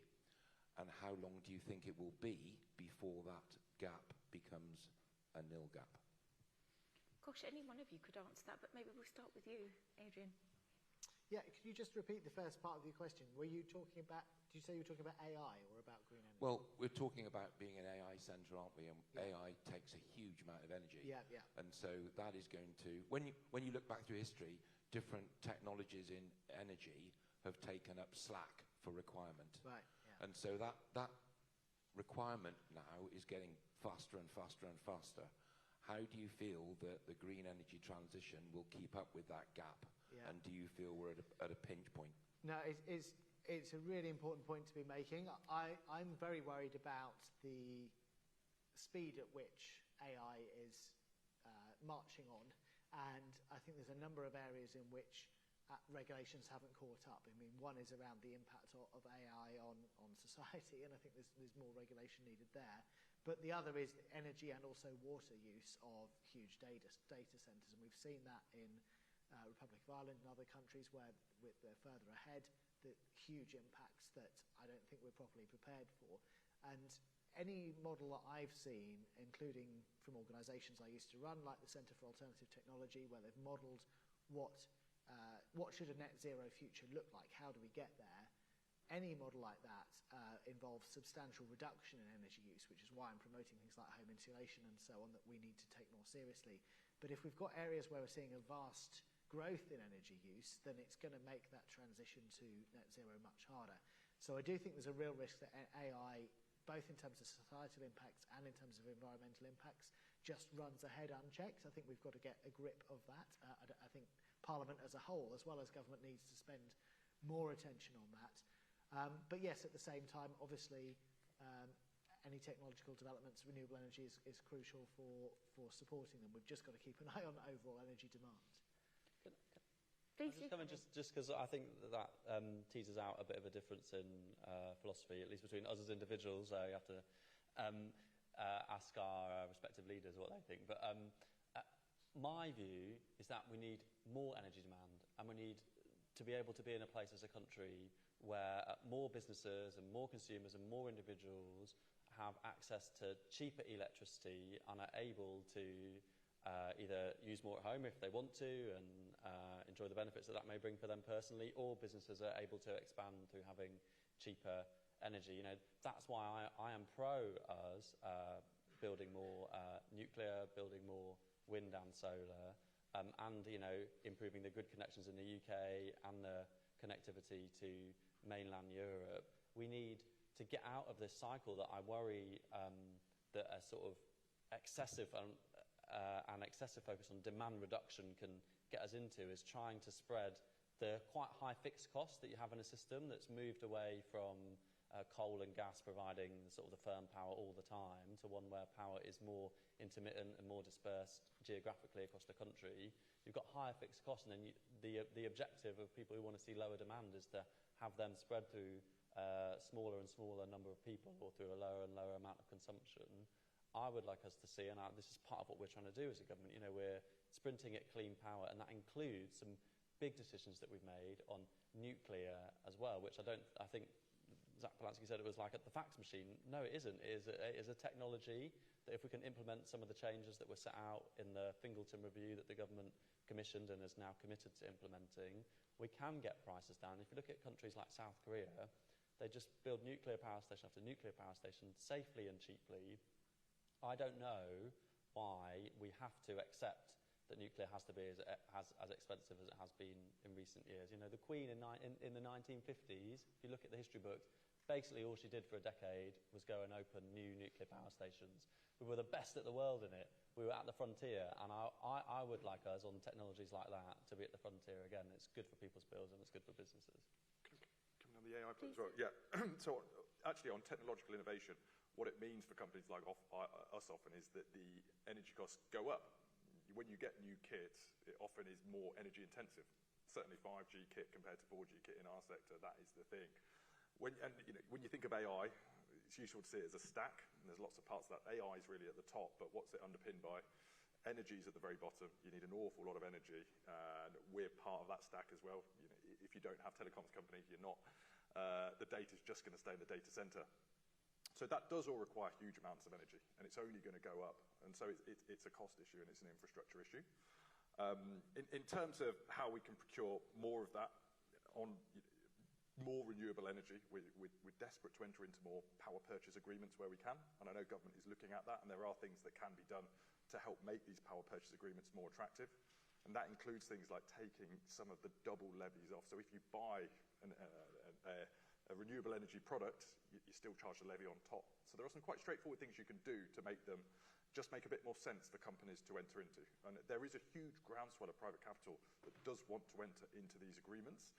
I know government is looking at this, but that seems like a fairly easy win while you're looking at the bigger, crunchier problems on how you do fund grid transition in the whole.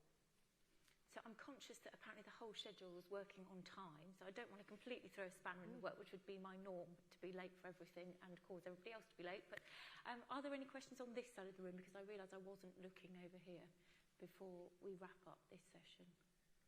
No more questions. No more questions on this side of the room? Okay, well, it looks like we're going to be on time, so everybody will be delighted that there weren't any. All that leaves me to do is just thank the panel. I think that was a really interesting debate. Thank you very much for all of you for coming, and thank you very much to the Good Growth Foundation for hosting the event. and for giving so much food for thought on all these salient issues of the day. So thank you very much.